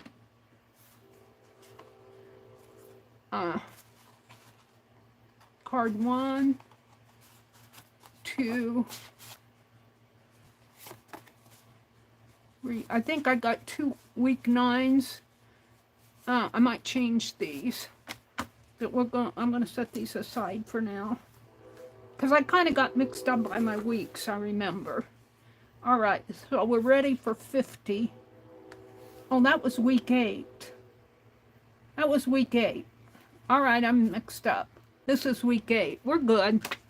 We're good. I want to go to 9 here, though. We'll come back to 10. That's how I got messed up. Card 9. Wait.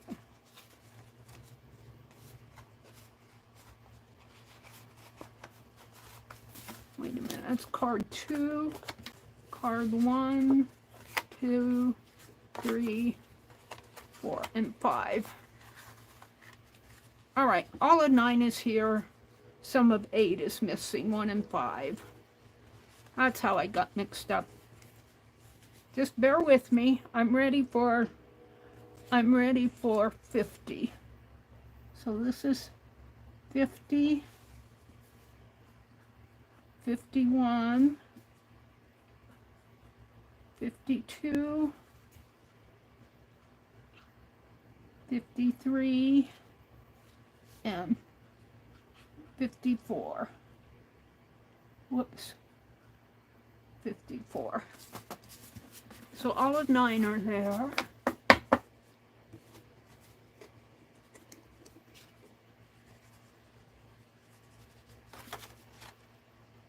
That's 10. What happened to 9? 9 is here. Goes like this. All right, all of 10 is there. So, and that starts with week 55, number 55. Oops.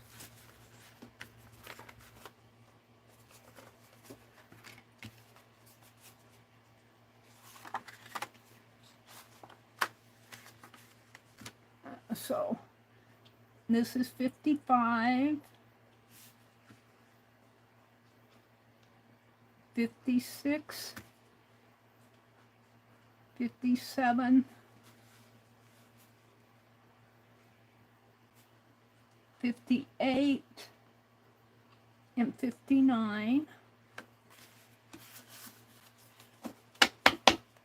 So that's week 10.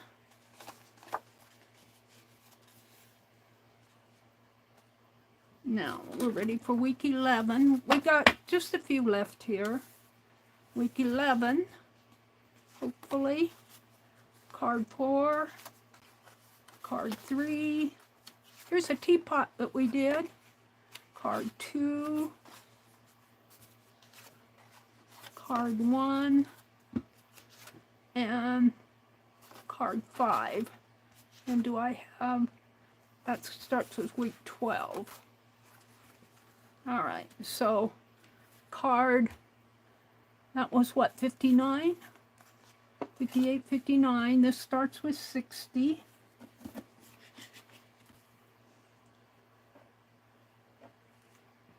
$61. I debated whether to do this online or not, but I kind of wanted you guys to see how I'm doing it. And so I'm going through the process of doing it. I'm not trying to be fancy-dancy about it. 64. 60, 61, 62, 63, 4. I will go back in and highlight these. All right, that week 11, which will go like this. Week 12, I think I've only got to a couple of week 14, so we're just about done. Week 12, 1, 2, 3, we did the camel, 4, 5 for week 12, and that starts with what, 65? Yeah, so this is 65, 66, did I do that wrong? I skipped one here. This is 66, and this is 67.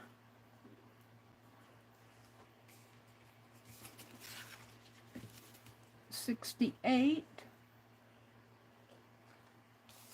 and 69.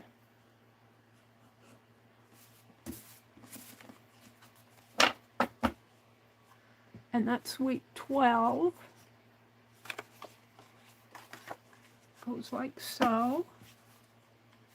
So week 13, we should have 5, and I just have a couple of week 14. Uh-oh, wait, what did I do here? Did I, card 1, card 2, card 3. I need 2 here. I need 2 markers here. That's how, week 13 and 14 I did not get all done. So week 13, I did 5 of them, but I split them. So week 13, we're doing cards 4, and 5. And let's see, it starts with 69, so this is 70.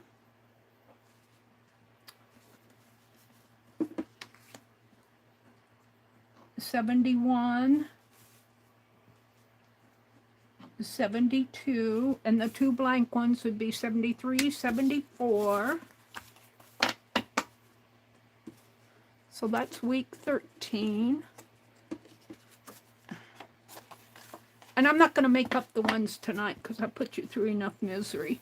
And on week 14, I only got 2 done. So I need to do, we did the rabbit, we did the griffin. I called it card 5 and card 4 and 5, but I don't think I did any others here. I think that, well, we could make these week 13 instead of 14. So I'm going to change this to 13. Check this off. My pen is getting dry. And then we'll do week 14 tonight. So this will be week 13, card 5, and week 13, card 4. And that will be, I'll take these markers out, and that will be 73 and 74. So we're ready to start with tonight. It's 8:30. I've got an hour and a half. We'll do teapots tonight. And I'm ready to start week 14. Let me do this the right way here. 4 and 5. All right. So we're ready to do 5 cards tonight, and I'm going to do teapots. And so I have 1, 2, 3, 4, 5 missing cards, and they could be around here someplace, but I'm not going to. I'm going to put in substitutes, and then if I ever find them, I'll just work them in somewhere. I might put them in the proper place and have duplicates of sorts. So let's take these. We're ready for week 14 here, and let's take these. And see, now when I do my doodle game, I know that I have 74 cards. And what I'll probably do on one of these cards is put what week, what number, like week 1 will be cards 1 through, and I might just do it on here. So that when I do the doodle game, I'll say, pick 10 numbers between 1 and 74. And then just say it picks card number. I gotta flip it here. Card number 17. I'll know to go pull this card, and we'll work it into my doodle game. And I might have to go through and make sure all of these are right side up and everything, because I just did these kind of fast tonight. So we're going to put these, excuse the noise,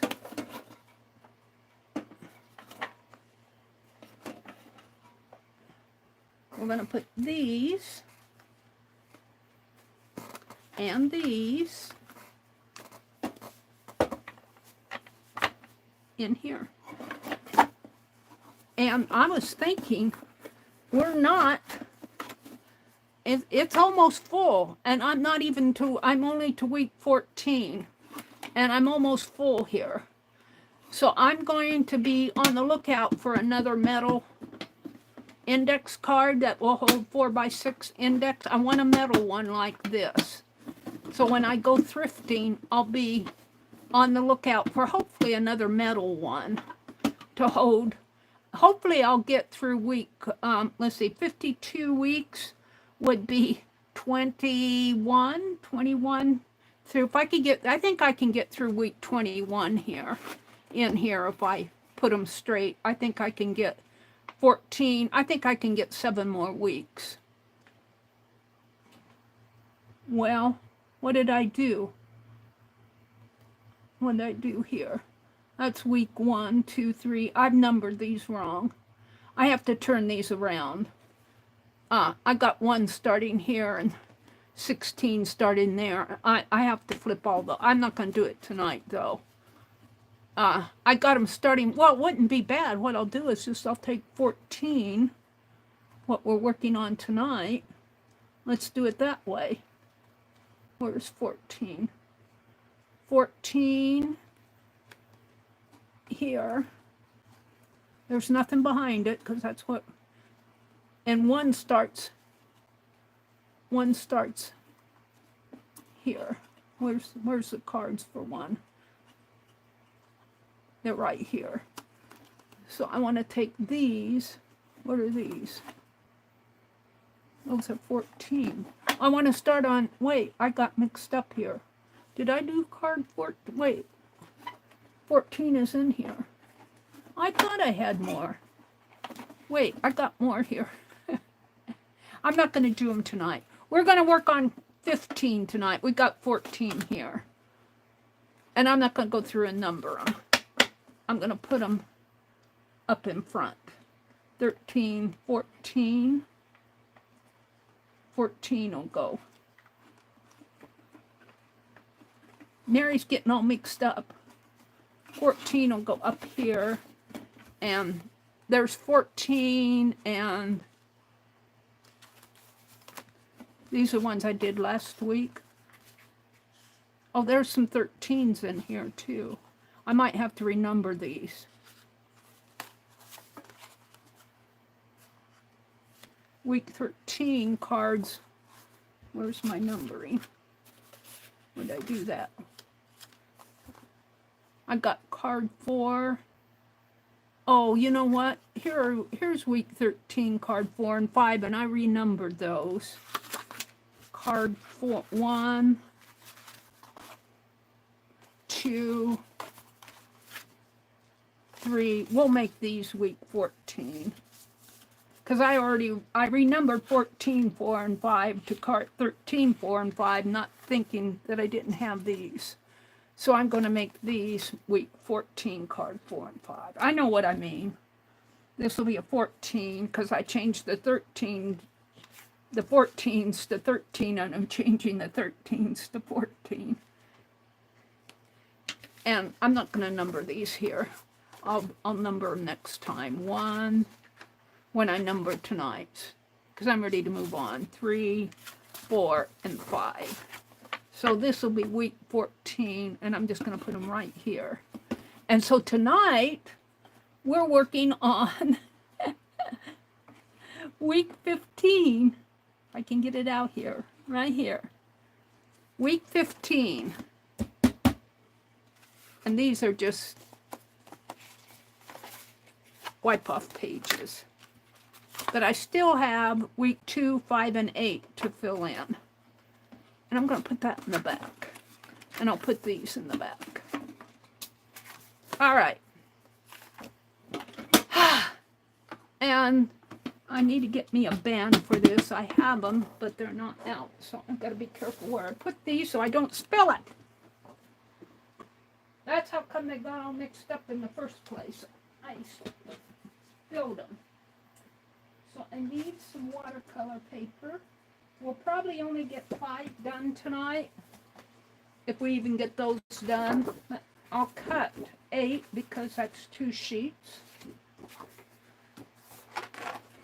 And I've been saving my, I'll come out to chat before I get started on them. I've been saving my cutoffs here to make clothespins. Here's the clothespins that I made out of these. Now, I don't like how dark these clothespins are. They're darker than what you see. You see them as being a lighter, kind of a reddish brown, but they're kind of a dark brown. I don't care for those. So I've got some extra strips here that I painted when I did these. What was that, Tuesday morning? I don't know what morning I did these. Or was that last Sunday night? I don't even remember. Was that Friday night that I did these? What is tonight? This is Sunday night. I think I did these Friday night. What is tonight? All right. So we're going to cut some 4x6s. This is just the paper here. Oh no, that's my divider. Don't lose that, Mary. We're going to cut some 4x6s here. And we're going to do teapots. It shouldn't take me too long. I'm going to come out and chat with you a little too. I don't want to be in my world the whole night, but if I want to get stuff done, I got to work at it. So we're cutting 4" by 6" for these.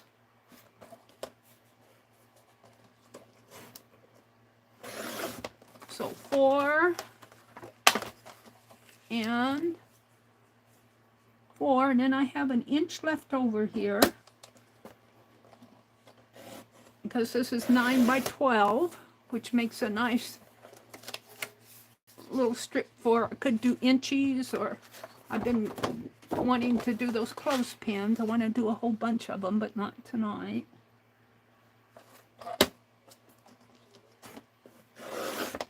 And let me just cut these. This has got a tape on it. Tape off of there. Yeah, we're expecting storms tomorrow. I don't know how bad they're going to be, but my goodness, I was watching all that damage down in, was it Seymour, Oklahoma? Or was that it? That town that got hit really bad down in Oklahoma? Several towns did, but one really, was it Seymour? Starts with an S. And I told my brother we might get tornado warnings tomorrow, and he said he's not worried. I'm going, you watch the damage on YouTube, you'd worry a little bit more. Whoops, I got to cut these in half. Sorry about that. And it won't take long to do that. I'm shooting to do 5 of them tonight, but they're not going to be complicated ones. And this is week 15 we're working on. And I think, is it week 19, January through, I think I'm 3 or 4 weeks behind. Probably 4 weeks behind. I think is it week 19 or week 20 starting tomorrow. The week numbers in January. It's either 19 or 20. I think it's 19. I'm not total sure, but I'm not going to worry about it because I'm not there yet. But I'm about 4 weeks behind. All right, there we go.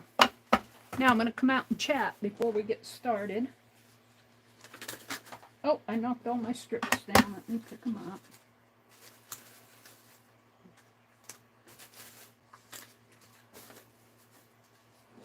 Got a bunch of strips like this. I save them. They come in handy. Want to save your papers. All right, let me refresh my chat. I think I'll just chat off of you here. YouTube. Let me get rid of all my notifications because I'll see them up there. Come to my channel. Go into my live stream. There you guys are. Let's go to all messages. Chat filter. All messages.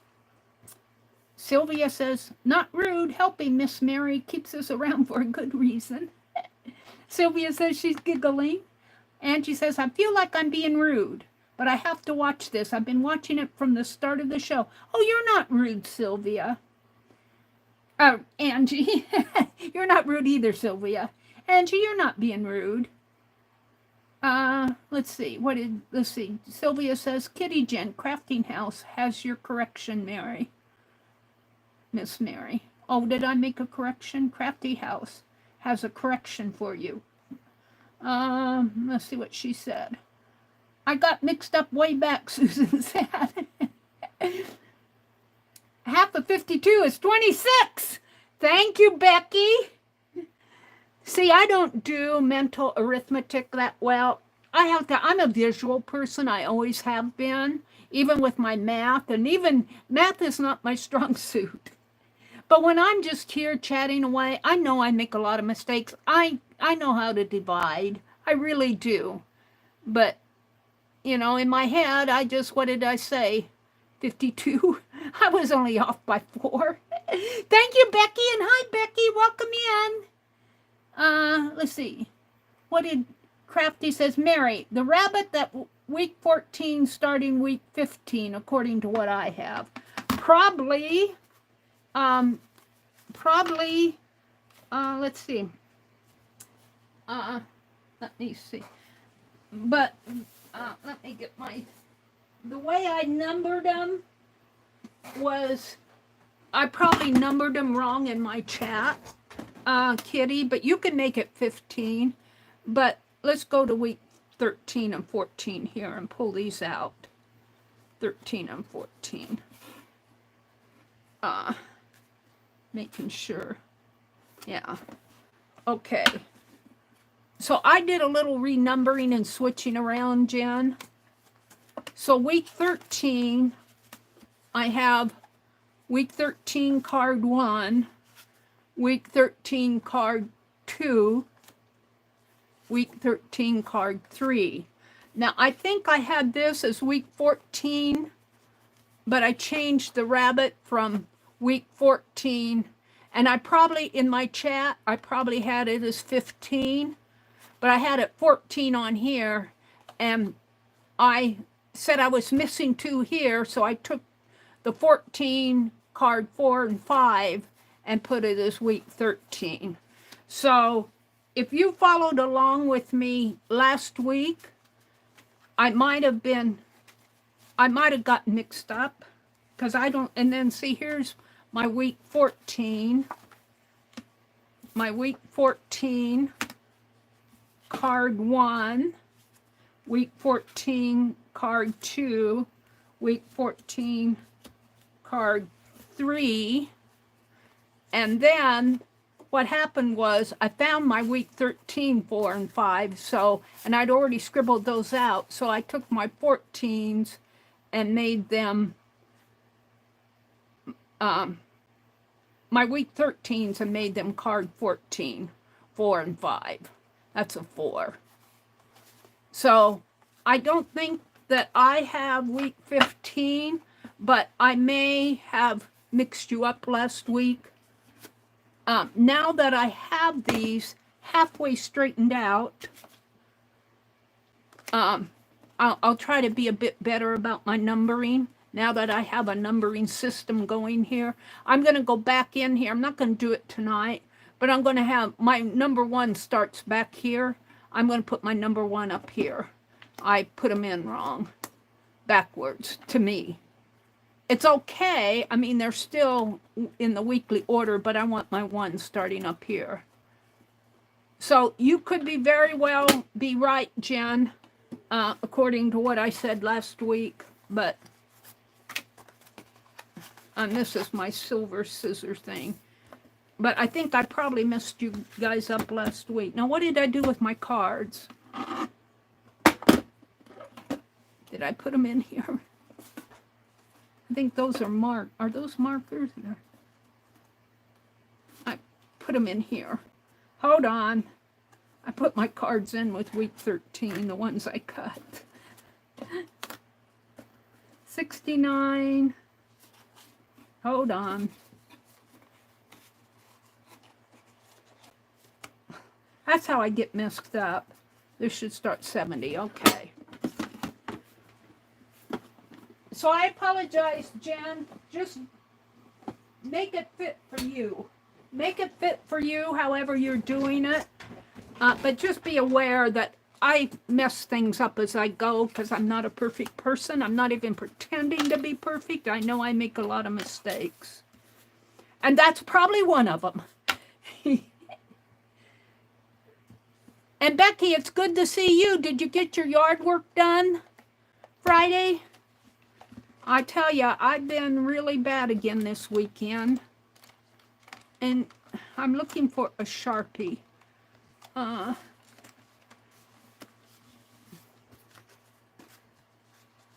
Well, I don't want to use that Tombow because it's going dry on me. I do have some new Tombows. This is one in here somewhere. But the last time I was Hobby Lobby, I couldn't find my Tombow markers. But since that one's getting dry on me, it's not completely dry, I'm going to open up a new Tombow package. It costs $5, but they're well worth it, $2.50 a pen. It's well worth it. But I might have to start ordering them online if I can't find them at Hobby Lobby. That's the way it goes. I find something I like and I start talking all about it, and then they take it off the shelves. I think they do that on purpose to annoy me. Just to annoy Meri. All right. So let's go out. Let's see. Let me go back and read more chat here. Live chat. And see, I have to go back into the chat filters, all messages. I followed along every week, Meri. I just need to find time to color stuff. You know, it's okay if you don't get it colored, Jen. It's okay. Because they're just doodles. You do what you can do, and if you're having fun doing it, that's the point.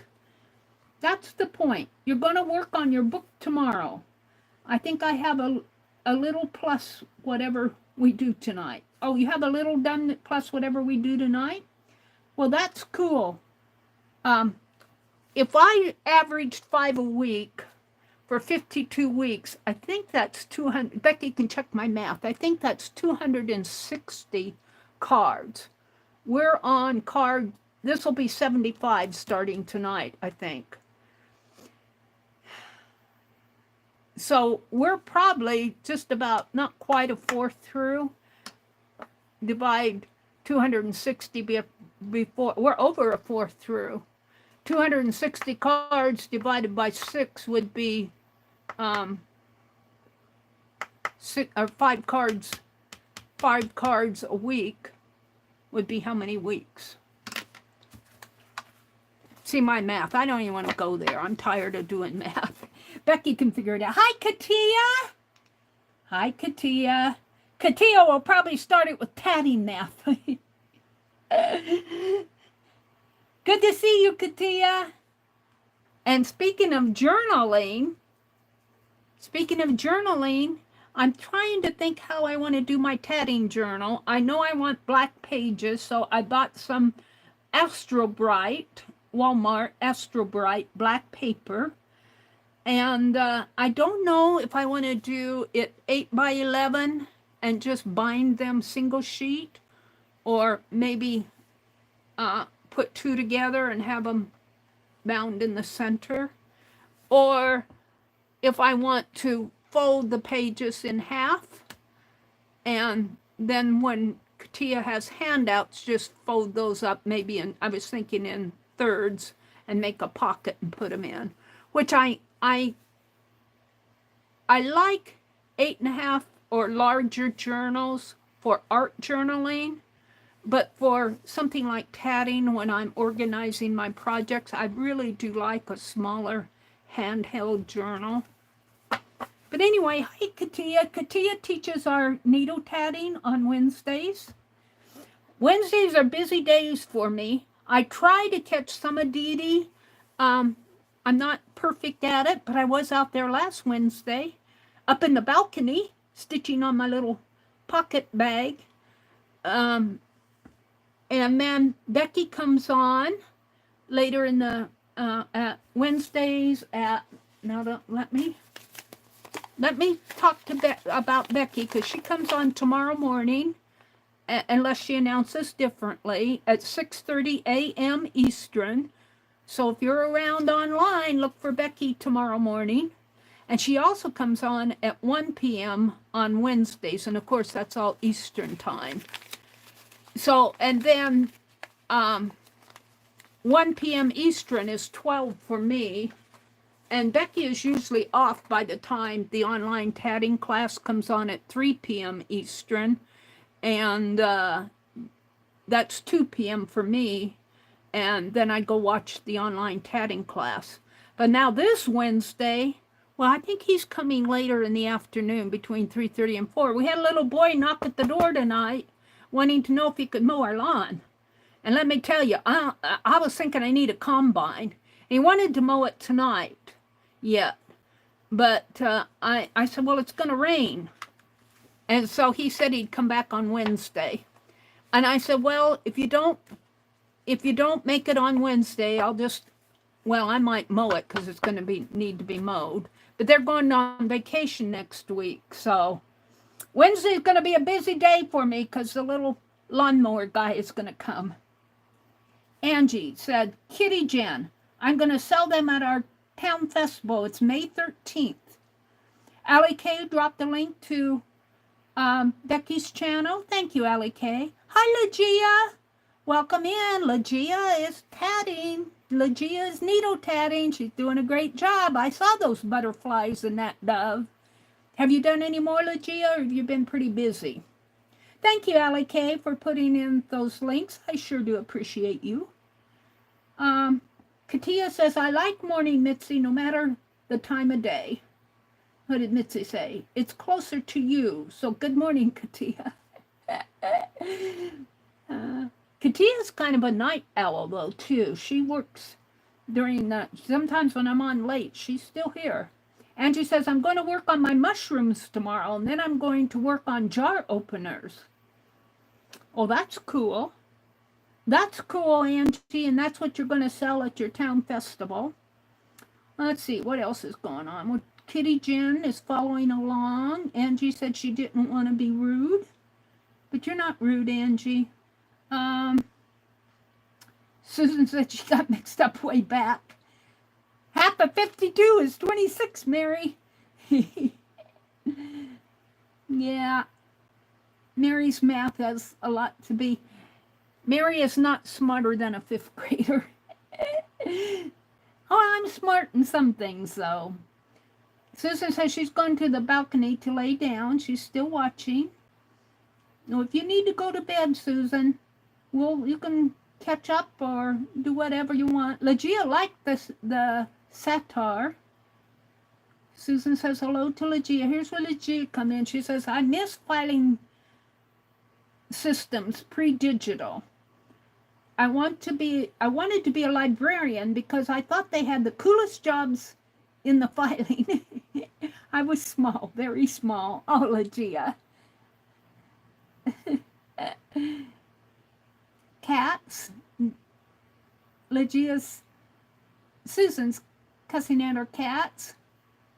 Did I correct that? Did I write 26 twice? I think I went back and corrected that. Now I gotta check.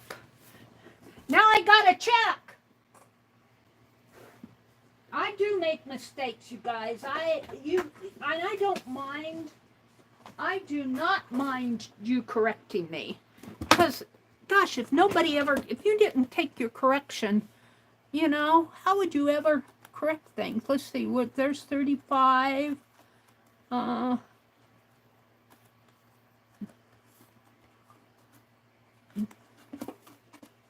That's card 29. I think it's in week 4. Yeah, see, I went back and corrected it. I go from 25, that's card 25, 26, and I wrote 26 twice, and I caught it myself, and I went back and corrected it. Just checking. But I appreciate when you guys call my attention to things, because when you're online, it's a lot different than when you're just sitting here. Of course, I make mistakes when you're just sitting alone, too, but all right. Let's see what else here. Doodly Doodles, Legia says. This is where Legia came in. The black and white Meri was using was bullet tip. She also has the brush tips are the smaller ones or the larger ones. Correct me on that, Allie K, because I confused on that. The big ones are bullet or brush. That's what I want to know. You guys know what kind of markers Meri is using? I need to get some. Those are the Sharpie. Yeah, Susan filled her in. They're the Sharpie paint markers. And they're just a new product that Sharpie has out. You will find them at Walmart. The set of 12 cost about $20, $19.97 or $19.98. You can also get like those big black and big white markers that I had. You can get 2 of those at Walmart, and you can also get them in a set of 6, I believe, for half that price. But they are at Walmart. You can order them online too. They're on Amazon, about the same price. Angie was eating popcorn. And it can't go up any further. So I guess it's time to check the bottom, and then Marguerite's going to bed. Good night, Marguerite. Have a great week. What did Becky say? She says, me too, Becky. Oh, here, Allie K answered my question. Sharpie Creative Markers. Small are the brush and the bigger the bullet. Okay, thank you, Allie K. Now, can I remember it? The bullets are big and the brushes are small. Thank you. Well, they're probably not the same size because they make the bigger markers to fill in more area probably, and they probably just called them bullets because they look like a bullet. I don't know. Let's see. What did Becky say? That being a librarian is cool. Information management, Nina says. Becky says, all right, she's ready for bed. She's going to hang out for a little bit longer. Okay, let's go to my, let's get rid of this. Did I get rid of everything? I did. I'll pop back in, but let's go to my notepad. And see, I wrote week 14, 15, and 16 on this, but it's really just week 15 and 16. And we'll probably only get week 15 done, because I'm going to do the teapots. So I'm going to take 14 out of here. And I have a whole bunch of other links, but my teapots are here. But before I do all of that, come on. Before I do all of that, I like to put this link in to chat, because I kind of like to cover that right off the bat. And let's come back into YouTube. And, oh, looks like we got some storm warnings, and let's go here. Let's see. Oh, well, I guess we'll do that another time. Let's come back into my chat. Yeah, we're in the storm warning area. So guys, keep me and my brother in your prayers. Tornadoes scare me so much. And there's, it's so sad. People work so hard. Was it Seymour, Oklahoma? Or Sulphur, or the town that got hit really bad down in Oklahoma? Those people work so hard, and, the wind just comes and destroys it in a few minutes. It just breaks my heart. And, Ryan Hall says, don't be scared, be prepared. And he says, put a helmet over your head. He says, protect yourself, get a helmet. And I'm going, we don't have helmets, we're old people. And I thought, well, I could take a wastebasket and put it over my head. I don't know if I could convince my brother to put a wastebasket on his head, though. But I can convince him to go down into the basement, because we did have a pretty high winds, which was probably a straight line winds, I think was what they call it. They were pretty bad, and the sirens went off, and I convinced my brother got down in the basement. I was on the first 2 steps, and it was already over with. I probably would have gotten blown away if it was a tornado. But I think, you know, Ryan Hall says, don't be scared, be prepared. So, you know, I know where my shoes are. I know where my phones are. And that's probably, you know, I know where the wastebasket is. I might grab my Bible on the way down. Purchase 2 bicycle helmets. That's a good idea, Mina. My brother would say, why are you getting... I could probably look for some bicycle helmets at the garage sales. I've been avoiding them this year. I sure wanted to go this weekend, but oh my goodness. I just, you know, I've been buying fabric at the thrift store, and I bought a bunch of fabric from Pearl this week, and now I got to pay the lawnmower guy, so... And I don't get paid again until the middle of May, so I kind of got to watch my... But I'll keep my eye open for helmets at the garage sales, bicycle helmets. But usually they're too small for my head. I've got a big head. Ali K says, if you're just doing the doodle deck for yourself, the images can be from anywhere. Yeah, they can. They don't have to be from the... That's what I was going to do next. They do not have to be from the Metropolitan Museum of Art. I show the Metropolitan Museum of Art because I really... I like their art. I need to put a space in here. So what I do is I start out here with, this is a search link, and it goes to everything that's open access. And of course they've got some information up at the top, but if you click on that search link, most of the images that you see here should be in the public domain, which means that you can use them, remix them, show them. Like, I don't have any qualms about showing these all online because they're in the public domain. And what I like about the Metropolitan Museum of Art, when I go through here, every day they're different. Now, on the same day, page 1 will be all the same page 1s. To get out of it and come back, it'll probably be the same on the same day. But I like to say, like, here's this actress here. When, just to make sure that they're in the public domain, when you click on the picture, when you first come in, you choose a picture and you click on it. And that's what I did with this lady. I clicked on the picture from the other page, and I come in where it tells all about the information, the details and everything. And these are cigarette cards, but they do interesting stuff on these. They don't do them in, I don't think they put this stuff in cigar and cigarette packages nowadays, but they're too cool for that.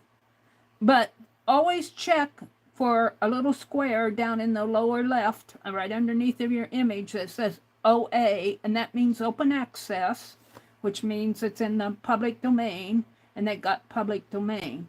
Now, I have run across pictures here that are not in the public domain, and so that's why whenever I use these, I like to caution that. Now, when I go back over to here, on this, I saved the search here, my teapot search. So most of these, there might be a few other dishes in there, but this is only in, I think, the public domain, open access teapots. That's what it says on the link, and I'm going to put that in because that's what we're going to do tonight. I'm going to put it into chat so that you guys can click on it too. Let me go back. Let me go back to, whoops. Did you lose something? Yeah, I lost my, I was seeing that there's a way that you can program your phone to find your S Pen, but I don't know if that's only the Bluetooth one, and I haven't been able to find it yet, but that's okay. I'm not going to mess with that tonight. I wanted to come into chat here and put this link in.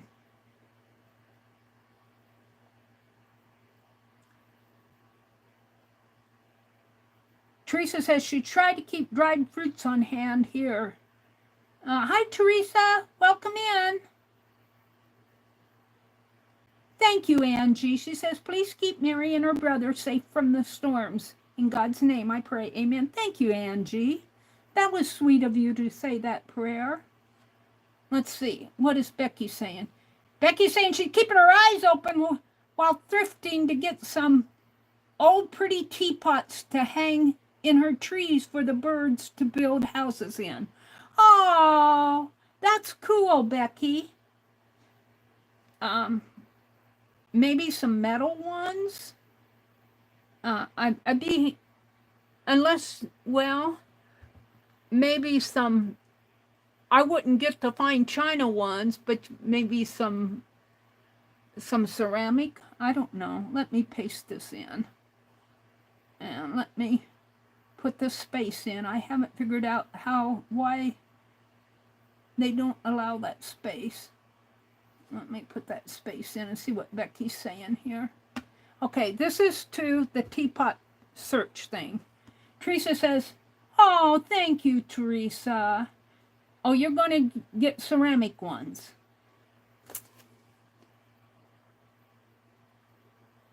All right, I want to see how long they last, Becky. I guess it depends on how you mount them, where you put them. Just remember, ceramic is well, it depends on the ceramic too. Fragile. I'm worried that they're going to fall out of the tree and get broken. But you're smarter than me with this stuff, so you'll probably do just fine without me talking about it. Thank you, guys. Thank you for that prayer, Teresa, and thank you, Angie. And honestly, even our whole area here in Nebraska, Omaha got hit really bad last week. And it was really, well, I think it kind of got double hit because the first tornado that went through kind of hit what, I think it was it Elmwood? Is it Elmwood? I can't remember the name of this, kind of a little town on the northwestern side of Omaha. Got hit pretty bad. Well, houses. I don't think anybody got injured in that. I think there was enough of a warning that they all took cover, but a lot of property damage. And then I think later on some storms came through kind of on the eastern side of Omaha. I don't know. I kind of lost track then because it was later. Oh, thank you, Teresa. Thank you, Angie. Thank you, guys. Mina says earthenware would be great. Metal would be too hot in the summer. Well, that's a good point, Mina. Metal would be too hot, especially down south. No bird would probably build a nest in a metal teapot. So ceramic, they would be cute. We'll leave that up to Becky. She knows what she wants, so. All right, let's go to this link that I put in for, now this was a search. So this should bring up mostly teapots, but I don't think they're all teapots. Here's one, and I'm going to do, see, here's a dish, but it goes into other teapots. Here's a teapot in a melon shape, and I'm just going to click on this one, and let's see, how do I want to do this? Do I want to save that? I think I do. Let me copy it, and then I'm going to put these down below here. I'm going to write teapots because I might want to come back to these specific pages. And I'm not going to put this one in chat. I'm just saving.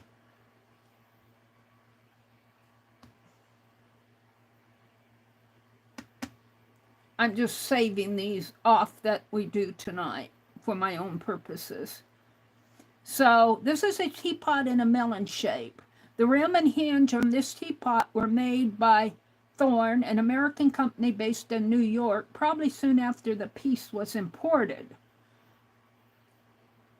The period, it says Edo periods, late 17th century, culture is Japan. Porcelain painted with cobalt blue.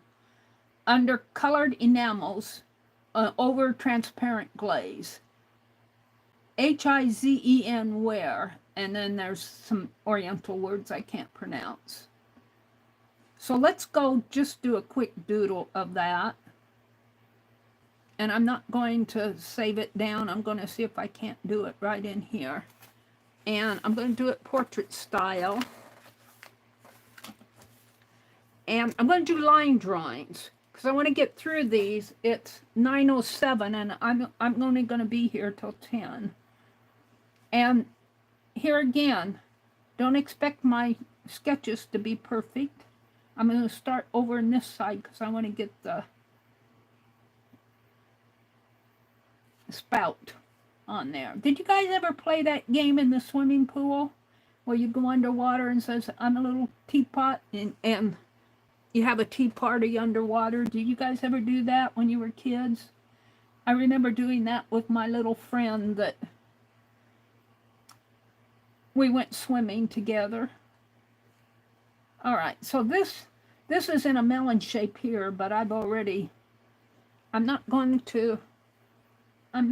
to worry about what I do here because I'm not trying to be perfect.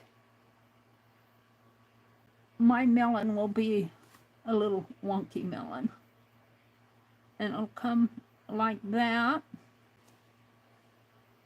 And like that. And I'm going to have to do my handle a little shorter if I want to get it all on here. And I'm just going to do line drawings, and if I have time I might go back and color them, but I'm not so worried about coloring tonight. Now this teapot has a gold lid which kind of comes up like that and like that, and then it has the round, and it looks like a metal type lid, and then it kind of comes like so, something like that, and then it has a base and a couple little rims there, a couple little pieces in there, and then it has the knob up at the top. That's not bad. But then, over in here, you can kind of see the end of this kind of comes like that, and then it comes up and it makes a panel, and it makes 3 panels here. So there's one, but it doesn't go all the way down. Kind of comes down there, and then the center panel is a little wider, and I might not get all of that 3rd panel on here, and I'll just make it I won't get all those flowers on my sketch here, but that's okay. It's just a doodle. And then it has a band. Actually, it goes like this. Something like that. And then this is the band down at the bottom. And if you look at it, if I can do that close up, it looks, well, that's probably just the shadow. I thought there was a pattern in there, but it's not. So let's do some flowers in here, just to get some flowers in here. Little petal flowers. And some up here. Don't have to be perfect. Now, if I were really taking my time, I could do these a lot better, but these are just little doodles. Little doodly doodles. And then there's a flower. I may not get this entire flower on. Here, there's one that kind of comes like this. Has a and then it comes down, and then the leaves are pretty because they kind of go like that and make a like that, something like that. And then of course there's a lot more going on here than what I can get on mine. There's another big, there's more flowers in here, but I'm not going to put them in because they don't fit. There's a sort of a leaf there. And if I have time, well, I could just stop and do it. But let's put this leaf in. Whoops. I was drawing that one. Well, something like that. And then there's a flower coming out. Kind of a multi-petal flower coming out over here. Doesn't have to be perfect. I'm not going for perfection. And then there's a kind of a daisy flower up here. Up in there.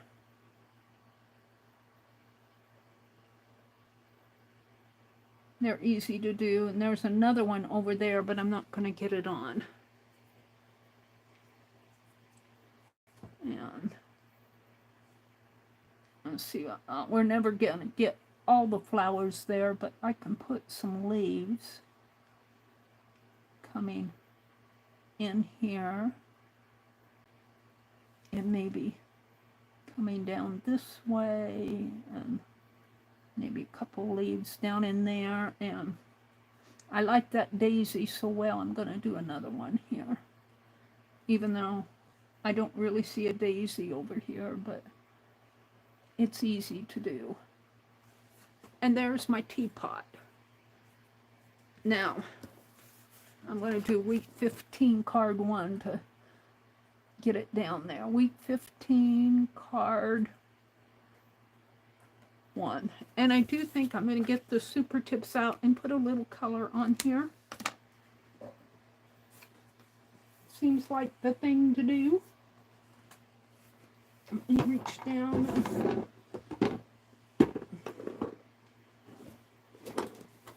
and put that book out.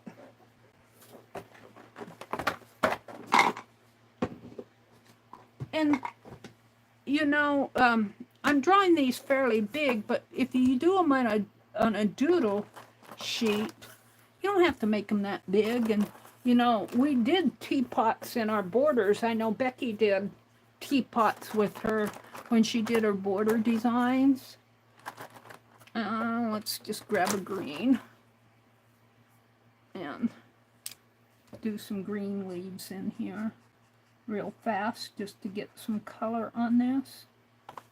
Maybe a green stem, green leaves. And when you stop and think about it, this is ceramic, so it probably doesn't have a lot of variation in color because it's a glaze. They might have a darker green and a lighter green. Put the darker green over here.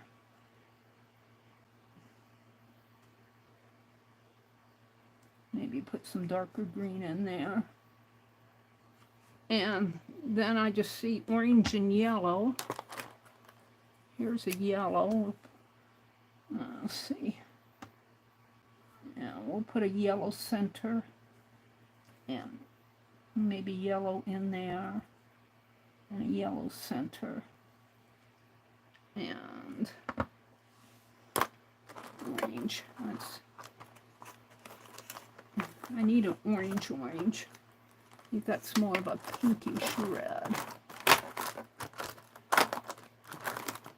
You know, I could arrange these by color, but I mess things up so bad when I'm working that it wouldn't do me any good. I'd mess them up.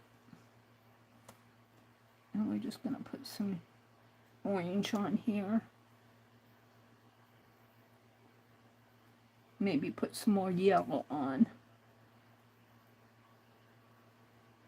And so I see I need another green. And here.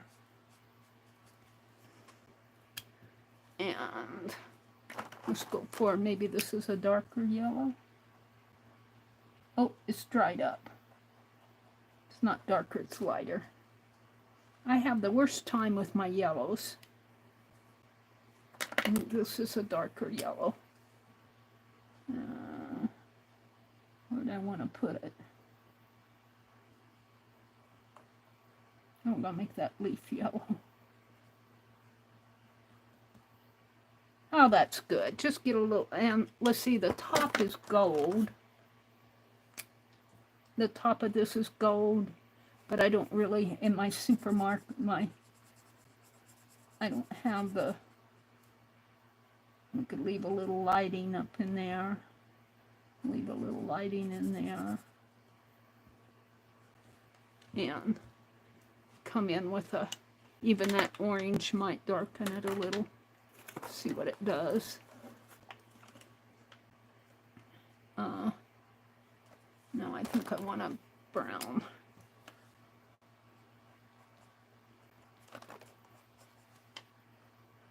There. That's good. And let's see, the bottom. No, the bottom is ceramic. So, and let's see, I got some green. I got a green in here. Kind of a green leafy in there. Which is good. And that's all I'm going to do for that one. We'll leave my markers out. Hopefully I won't cause the crack to lunch if I put them up there. And let's go on to the next one. Let's go back one. And the next one is kind of blues. And look at that. This is oriental, you can tell. Teapot in a melon shape with peonies. They're calling those peonies. Here's a black one. This one's kind of cool. I like this one. Black and green.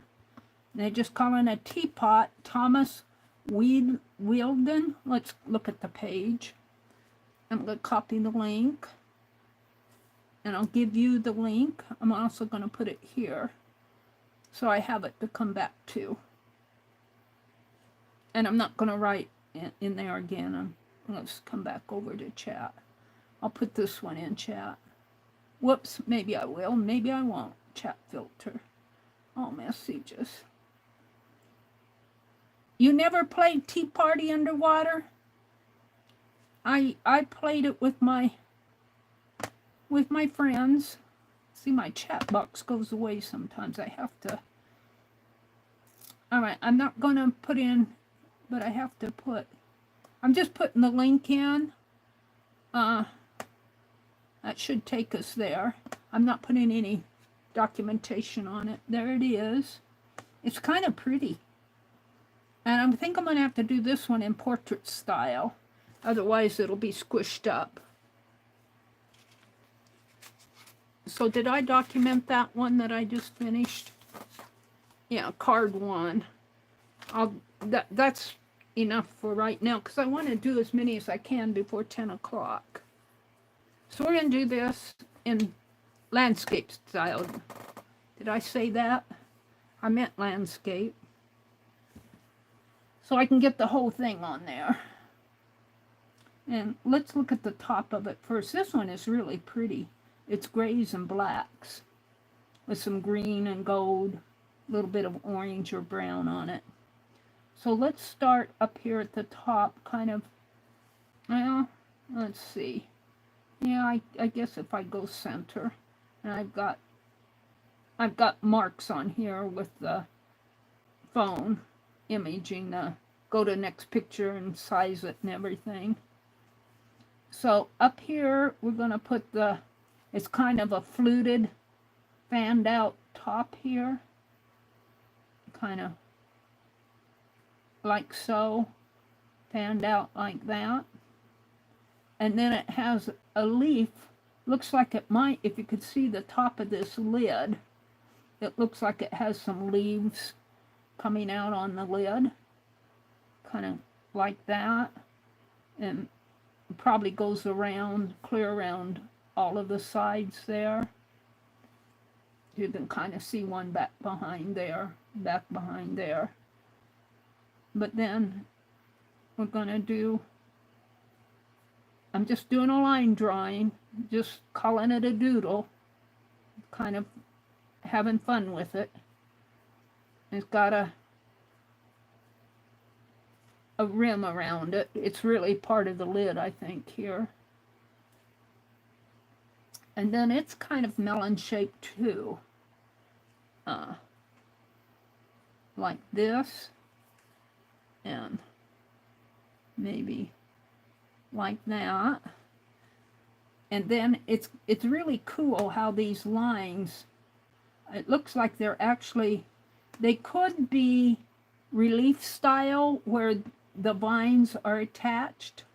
I think that's what they've done here. With pottery, they probably attached this relief style.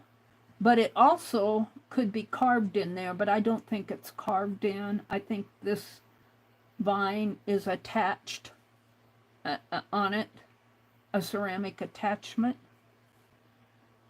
so to speak. And let's see, let's bring this down to the bottom and give it a bottom and bring this one down like that. Now I've got it up pretty high, but it'll fit the page. So let's do the vine. I think the vine is pretty. So my handle comes right in here, but I'm gonna kind of do the edge here. And that vine kind of, say the handle starts here, the vine kind of comes like so. And it looks like it comes down and does this sort of a floral in here. Kind of a bud, so to speak. Kind of hanging down in there. Like so. And then it comes up and around and down. It's a beautiful shape. And it goes, and this is why I like to bring it into my library, because all these and the little, this will take you to another picture, another view of it, or another picture, and this will increase and decrease the size. All right, so we're going to come up this way and kind of gets lost in here. And then the vine is dimensional. So we're going to kind of make it dimensional.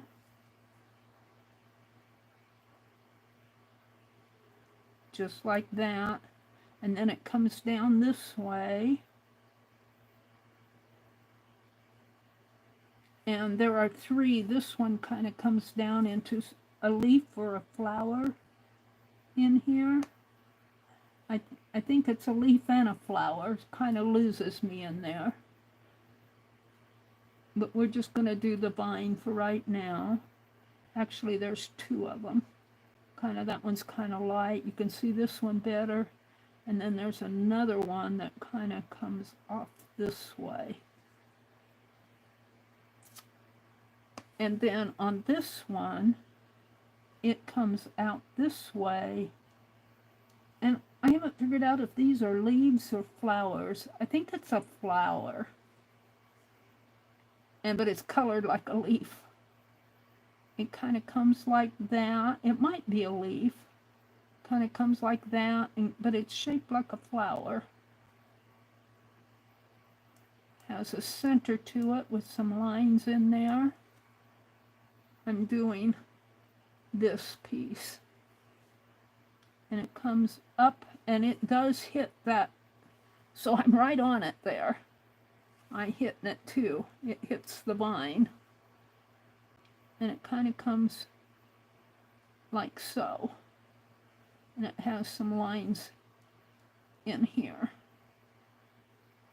And it's got a white rim around it.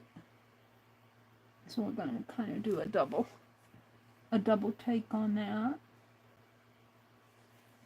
And then what's really pretty is this one in here, and that surely is a rose, but I'm not gonna get it that pretty because I've got a pretty narrow space in there. Their space is wider. So I'm gonna put a little center in there, and then some little scallops around that, and then some larger scallops, and I'm already kind of hitting my boundaries here. Some larger scallops around that.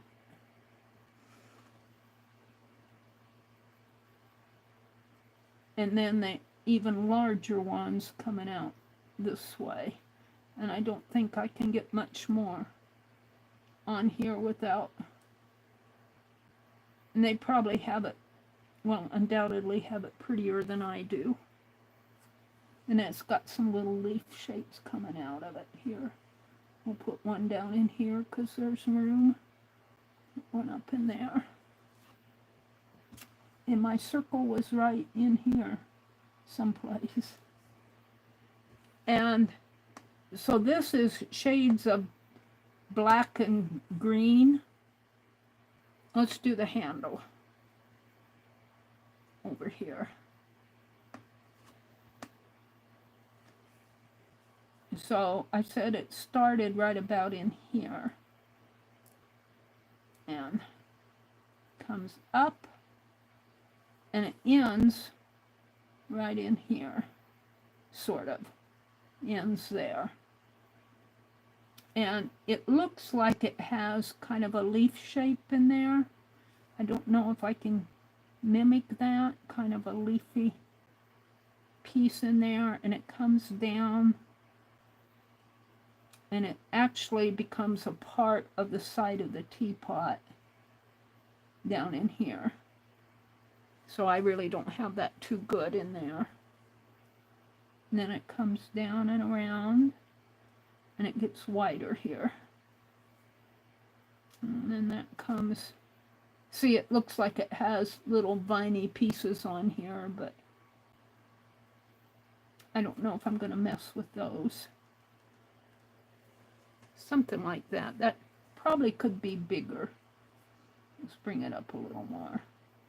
Doesn't have to be perfect. And then the spout.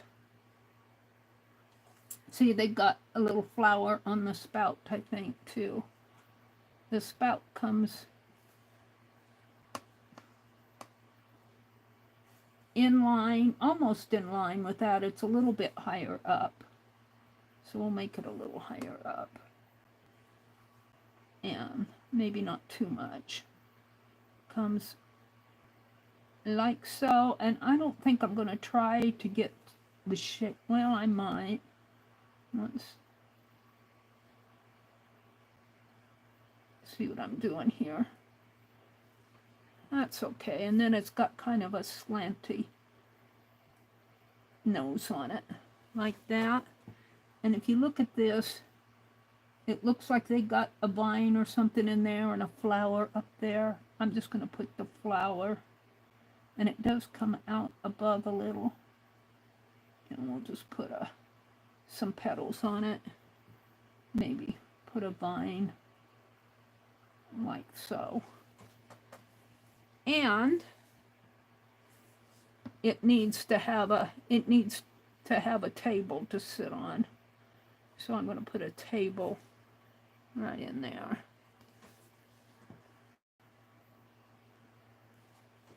And I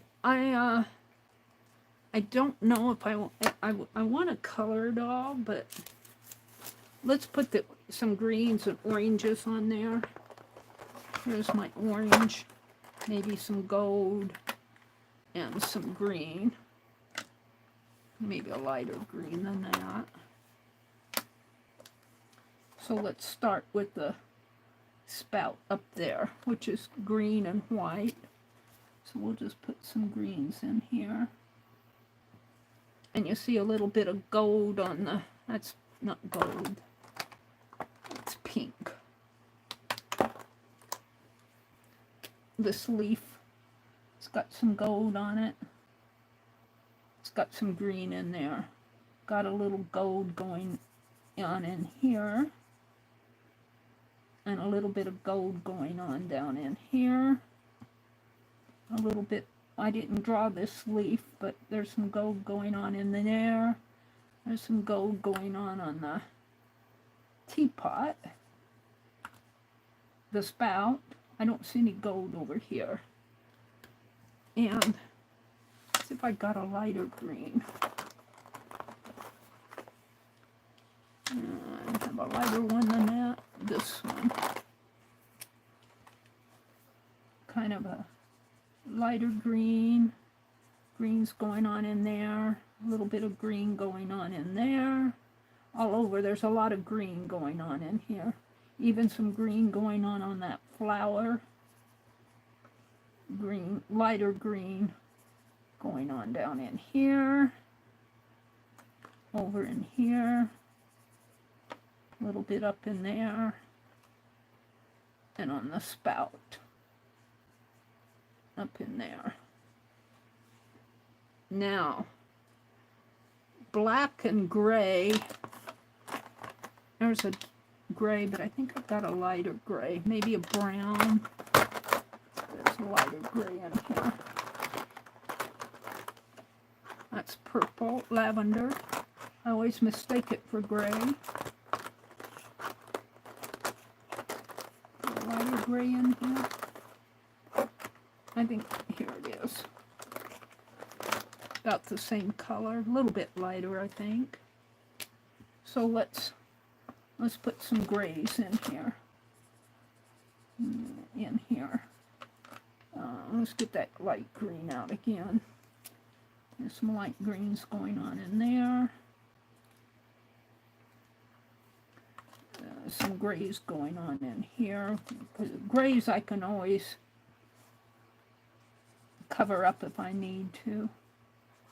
Some grays, maybe a little bit of green up here. I've got some, but maybe a little bit more. And some grays down in here. A lot of grays going on in here. And some greens, some grays going on in there.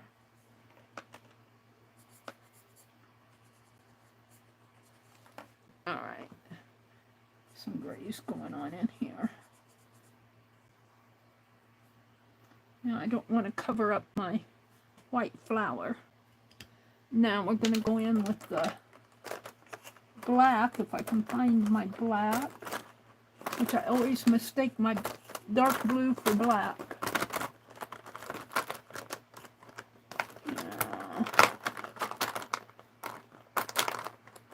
Here. That's black. So now I'm going to go a little bit slower in here because I don't want to mess things up, but I kind of want to outline it. I might come in with my Tombow marker again.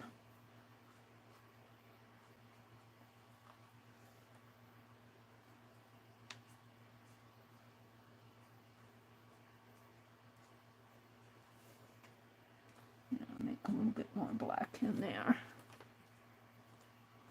Get that gray out again. These in there.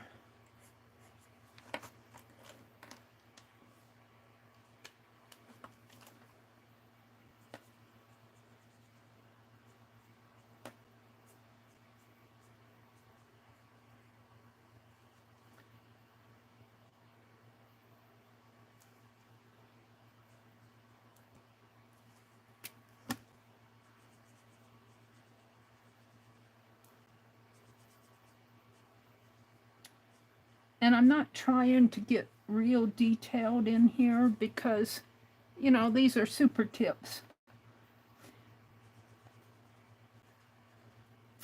This is pretty gray up in here. And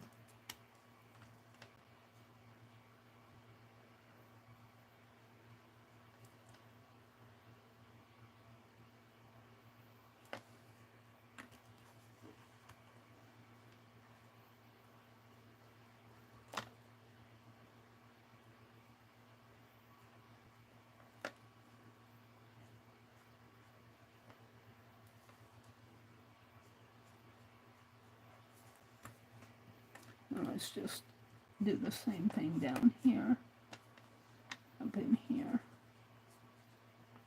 and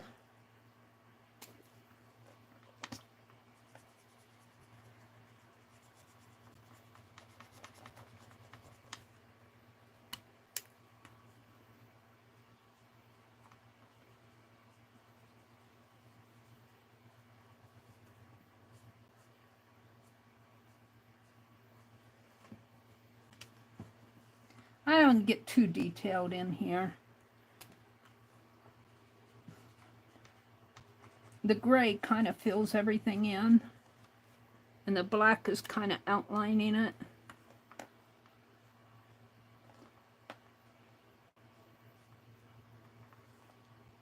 There's a lot of black in here.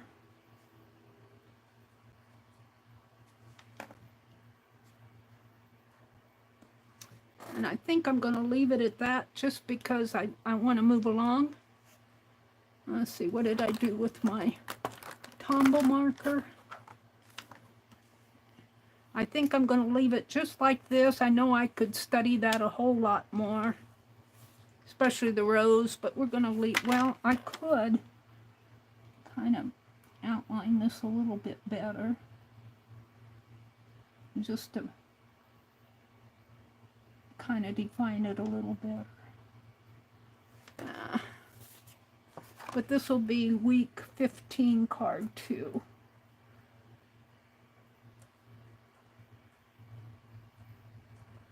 And I think I'll date this 5/5/24. 5/5/2024 teapot.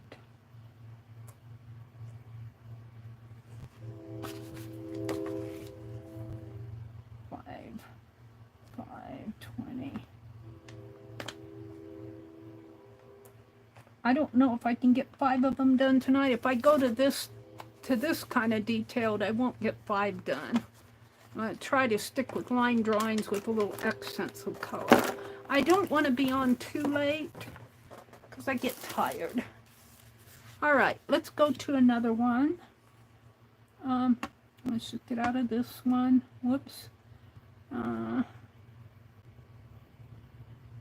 What's this one? Jump back in. Whoops. There we go, teapot.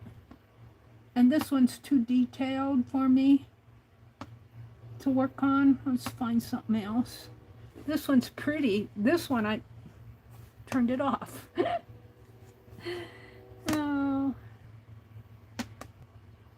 Oh. This one I'd love to do with the birds on it, but that would take me too long. It would take me too long. I could sketch the birds in there, but we'll come back and do other things. I need to do some simple things. Let's look at this one. What is on there? What kind of a design is that? Huh. I guess it's supposed to be some sort of flower, part of a service. Here's a nice simple one. Because I do want to get these done. So I want to get at least 5 of them. We can come back and do more. But how cool. How fun these are. All right, let's do this one. I'm kind of hurrying here. This is a miniature teapot. Let me go into the page and grab the link for you guys, and I'll put it in chat if you guys want to grab it.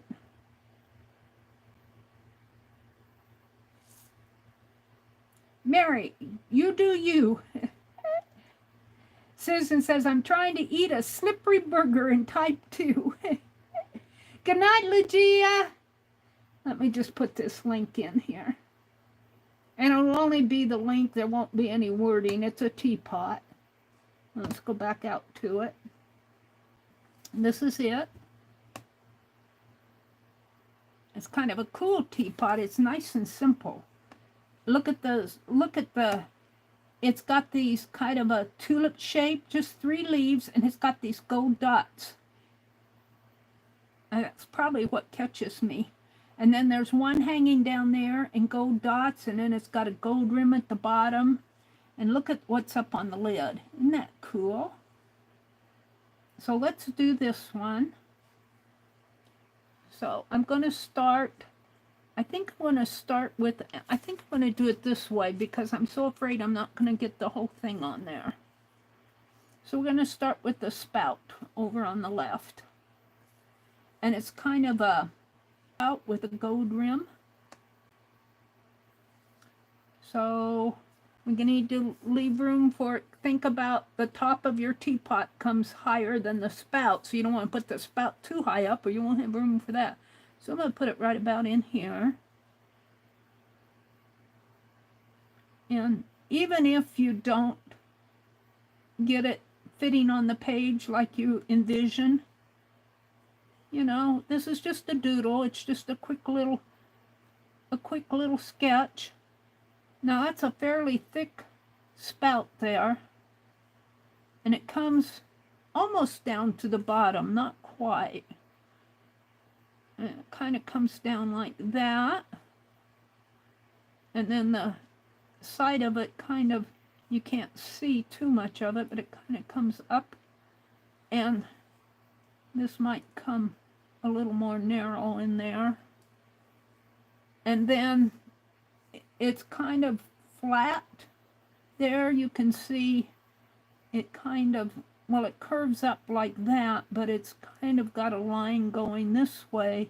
And you see that by the shape of this. And look, it's gray under there. Look at that gray line going there. That's interesting. And that's not shadow, that's actually glaze, I think. It's almost like a wreath going around the center of it here. Let's do the lid. Let's see, the side kind of comes like this. And then the rim kind of comes, and it's curvier, but kind of comes like that. And that's this gold line that I'm doing. I'll go back over it with gold, but then it's got another line here, because I'm just doing a line drawing. Another line there. And that's this white area in here, this band. And then the teapot itself, the sides of it kind of go up and like that. And it kind of comes to a crown, sort of. And then it's got a round knob at the top, or not a round, kind of an, but then it's got this kind of a cone-shaped gold piece that, a cap to it. Looks like a beaded cap. It's got a little piece there, and looks like a beading cap, like you put on your beads, on your necklaces. And I'm just gonna barely get that on there. All right. And then I've got that. Now I'm over here. And actually those are about on the same, so this needs to come down a little more. Or that needs to go up a little more, because this side is about on the same level as that side. And it comes sort of like that. And then comes down the side here. Oops. This is why I like to bring it down in my library, but I don't have time to mess with that tonight. Comes down, down, down, down. And we're going to do the bottom of it here. Just kind of put a sketchy bottom in there.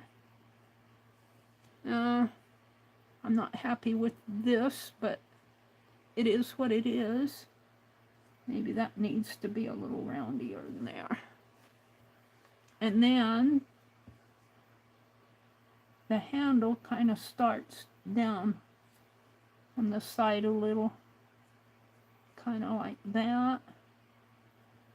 Of course, it's more elegant than my sketching, but and it probably comes more like that.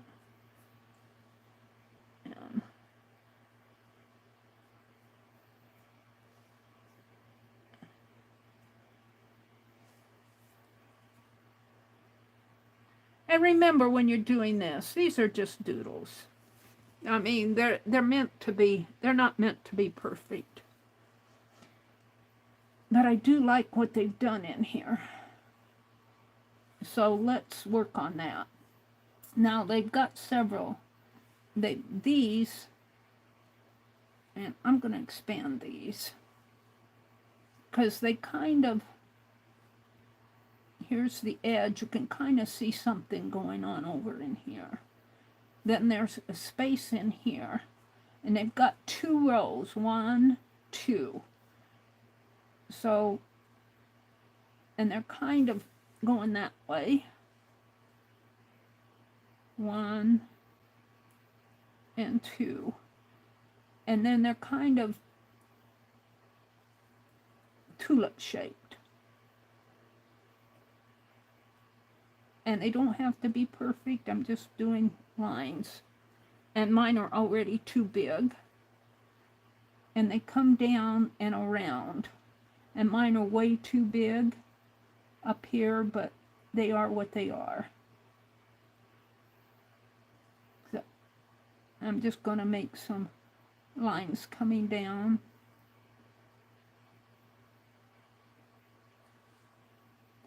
They don't have to be perfect. And then these form a circle. They actually come up on the lid like that. I'm just going to put some dots in there, and then they come down like that, and I'm going to put dots in there to help me here figure out the spacing like that. And then they've got another one that comes down this way, and then they've got this straight line that comes down this way, and I think that's supposed to be like a tea leaf type thing, maybe a tea bag holder type thing. And it's also kind of like a little petal. There's 3 of them, and I've got them way too big, but there we go.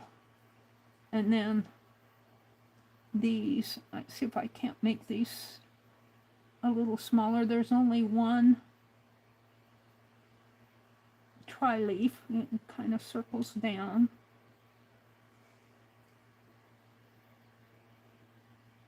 And around. And let's see, it goes up this way. You can't see much of this up at the top, but I know it's up there. Up at the top here. And then, and it looks double in here because there's another one that starts over here. And it actually comes up on the lid too. Like that, and so does this one. Kind of comes up on the lid a little. So let's go back to this one. And it just kind of, and I'm just doing really fast little lines in here, not trying to be perfect with them, because in order to be perfect with them, I'd have to go much slower and study it and get my nose up to it. This is just kind of like a little sketchy sketch. Like that. And then there's this one that comes down. And I'm trying to do little petals, but little 3-leaf petals. All right, so I like that, and it's got, look, it's got a little leaf right in there. So let's put that in. A little leaf shape in here. It's kind of cute. And then it's got a line, a gold line that runs across that way. And it's trimmed in gold. It's got a gold rim around here. And then this is, of course, white, all white in here. But I'm going to put that light gray. I think this is it. We're going to put a light gray right underneath of this because that's what I see there. A light gray under these.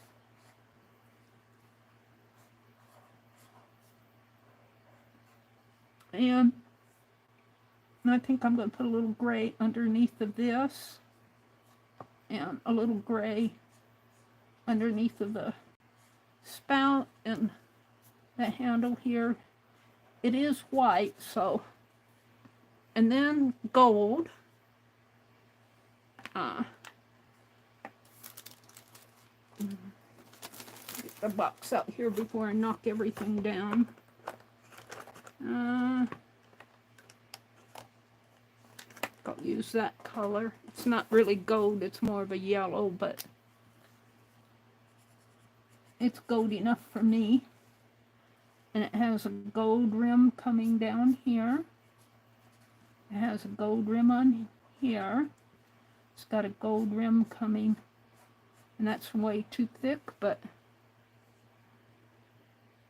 and it doesn't have any gold on the, it might have it up in there, I can't tell. It might have a line going on the handle there. And then it has, this has gold dots. It has gold dots around it, but I'm just going to put some gold dots in here. But they're much more perfect on the teapot than I'm doing. And I think I'm going to call that done, except for I'm going to take my Tombow marker and make my lines a little less sketchy here.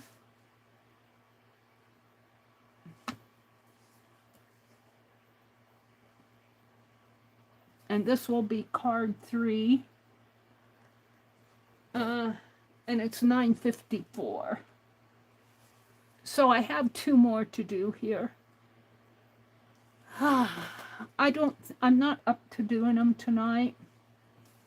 I'll pick this up again either Tuesday or Thursday or next week.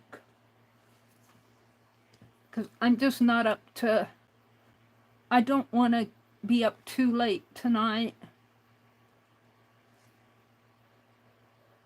And I don't want to keep you guys too late. So I've got 2 more teapots to do. This is week 5, card 3. Even doing these, you know, I could do these a lot smaller and a lot simpler and probably get more done. I probably spent entirely too much time. And I spent all my time tonight. I spent all my time tonight organizing my cards. So next week, sometime next week, I'll try to get 2 more teapots done. Let's just look at some of these. If I can go back one. I lost my chat. All messages. Did I give you the whole teapot thing here? I think it's this one. No, I gave you that one. Let's see. Is it up further? Yeah. Becky, when I talked about this one and I said that was attached, she said it looks like it was applied with slip. And what she means is slip is a liquid clay. For those of you who do ceramic work know what slip is, but it's a liquid clay that they almost use it like glue to attach when the clay is still in its earthenware form before it's fired. When they're forming the pot, they do what they hatch. They cross hatch it, and then they cross hatch both pieces, and then they fill it in with liquid or they, you know, paint a little glue line and then they do the same on the other piece and then attach it. I think Becky probably went to bed. Let's see, I want to come up here. Let's see, what did Becky leave a link to? I gotta look. See full profile in the app. Enjoy. I don't know what you left a link to. Let's see what she says above. Oh, the Whimsy Garden Studio does it down under. So that's on, what is she chatting about? Oh, I think she's talking about making the teapot birdhouses. And that link is, I think, pointing out to, I couldn't get there from in there, but that link probably shows some ceramic teapot birdhouses. I think what Becky left that link. And I want to see. Well, there's that one. If I go up any further, Becky, Meri. Here, search for teapots. So if I come in here and look at the different teapots, I'll come back to that link and maybe do 2 more. I'll try to do those Tuesday. I like to slow stitch on Tuesdays. So if I don't get them, maybe I'll come in on Wednesday and just look at that one. Isn't that teapot has 2 spouts. You can pour from that side or you can pour from that side. Maybe it's divided in there and maybe they put 2 different types of tea. Double-sided teapot with the tree peonies. Tree peonies. Cool. That's an interesting teapot. I'm going to have to do that one. Here's one with a colonial lady on it.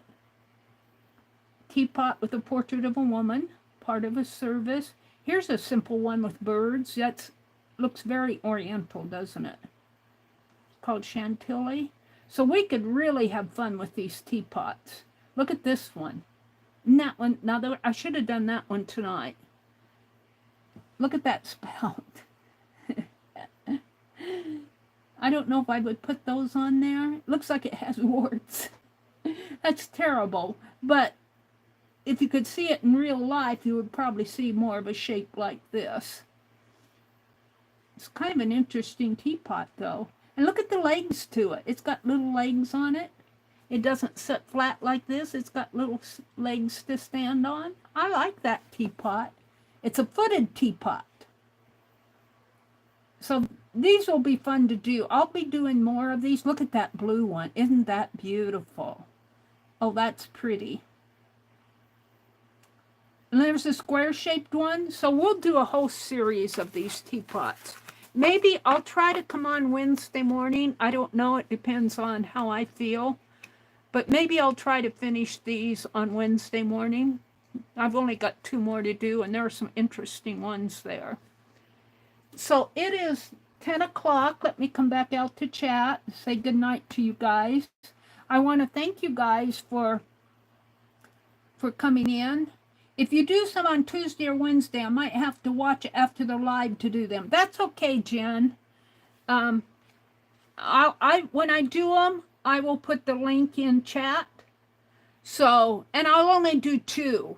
I'll only do 2 because if I come on at 6 o'clock on Wednesday, I need to be off by 7:30 my time because Dee Dee comes on at 8:30 Eastern, which is 7:30 my time. So I'll only get 2 done on Wednesday, and I'll put the links. I could just message you the links, too. But I'll use that same search link that I put in here tonight, and then I'll just scroll through. I like that footed one, and I like that square one. Good night, Joyce. Good night, Sylvia. Good night. Oh, thank you, Teresa. Weren't these fun to do? I like this one. I might use this one as my thumbnail. I like them all, to tell you the truth. I do like all of them. This one, I like it, but to make it look really nice, and see, I've got that head of that way too big. But that's okay. I'm just playing. It's just a doodle, and, you know, I could have a better shape in there. But this one, I spent probably more time on this than I did these two. I really like this one. This will be my thumbnail. Thank you, Teresa, and thanks for popping in. It's good to see you. And Sylvia and Susan says, one of the hosts was Goofy Seth Rogen. You should see him make pottery. He's a pro at it. Susan says, a needle show you can watch on YouTube is the Great Canadian Pottery Showdown. Oh, that sounds like fun to watch. It was so much fun to watch. If you want a link, I'll find it. I don't see where she put in the link, but, oh, there it is. So, the Great Canadian Pottery Showdown right here. So, cool. Let's see. Let's just subscribe to it and do the all, and the next video will pop up on my screen there. Thank you, Susan, for that link. That would be fun to look at.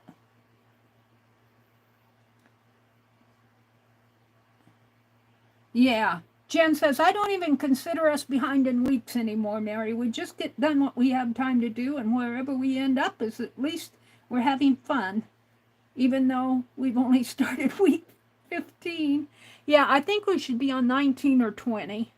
But I agree with you. It's just all for fun. It's just all for fun. Let's see. We had fun, Mary, Jen says. Thank you, Jen. Darla says, I could have used one of those wipes just now. I just got done eating pizza, and it was a mess. Susan says, we've been buying some nifty hand wipes at the $1.25 tree. Made Yardley and Havelow and chamomile, and vitamin E. The thing is that they're huge for a wipe. 12 by 8. Wow, I'm going to have to look for those. They're very moist and thick. At the Dollar Tree, it looks like. She says $1.25 tree. I'm going to have to look for those. Hand wipes.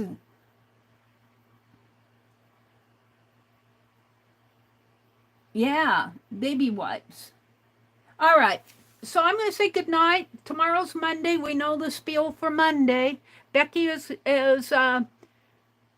she'll post if she doesn't come on, but she streams at 6:30 a.m. on Mondays. That's Eastern time. Dee Dee comes on at 8:30 a.m. Eastern. Janet Nash comes on at 9 Eastern.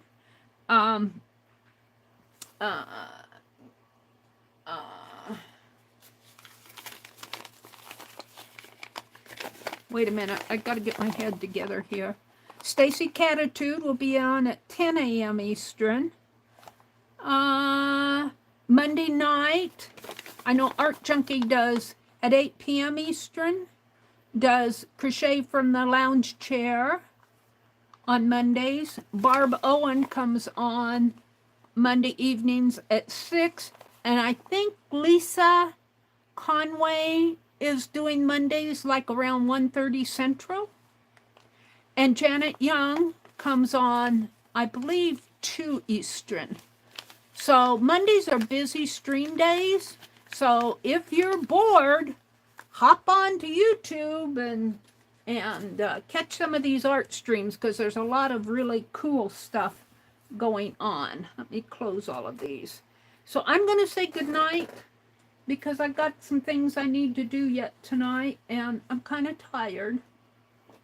So, good night, everybody. Becky says, oh, that's all right. Good night, everybody. Have a great, great weekend. Bye.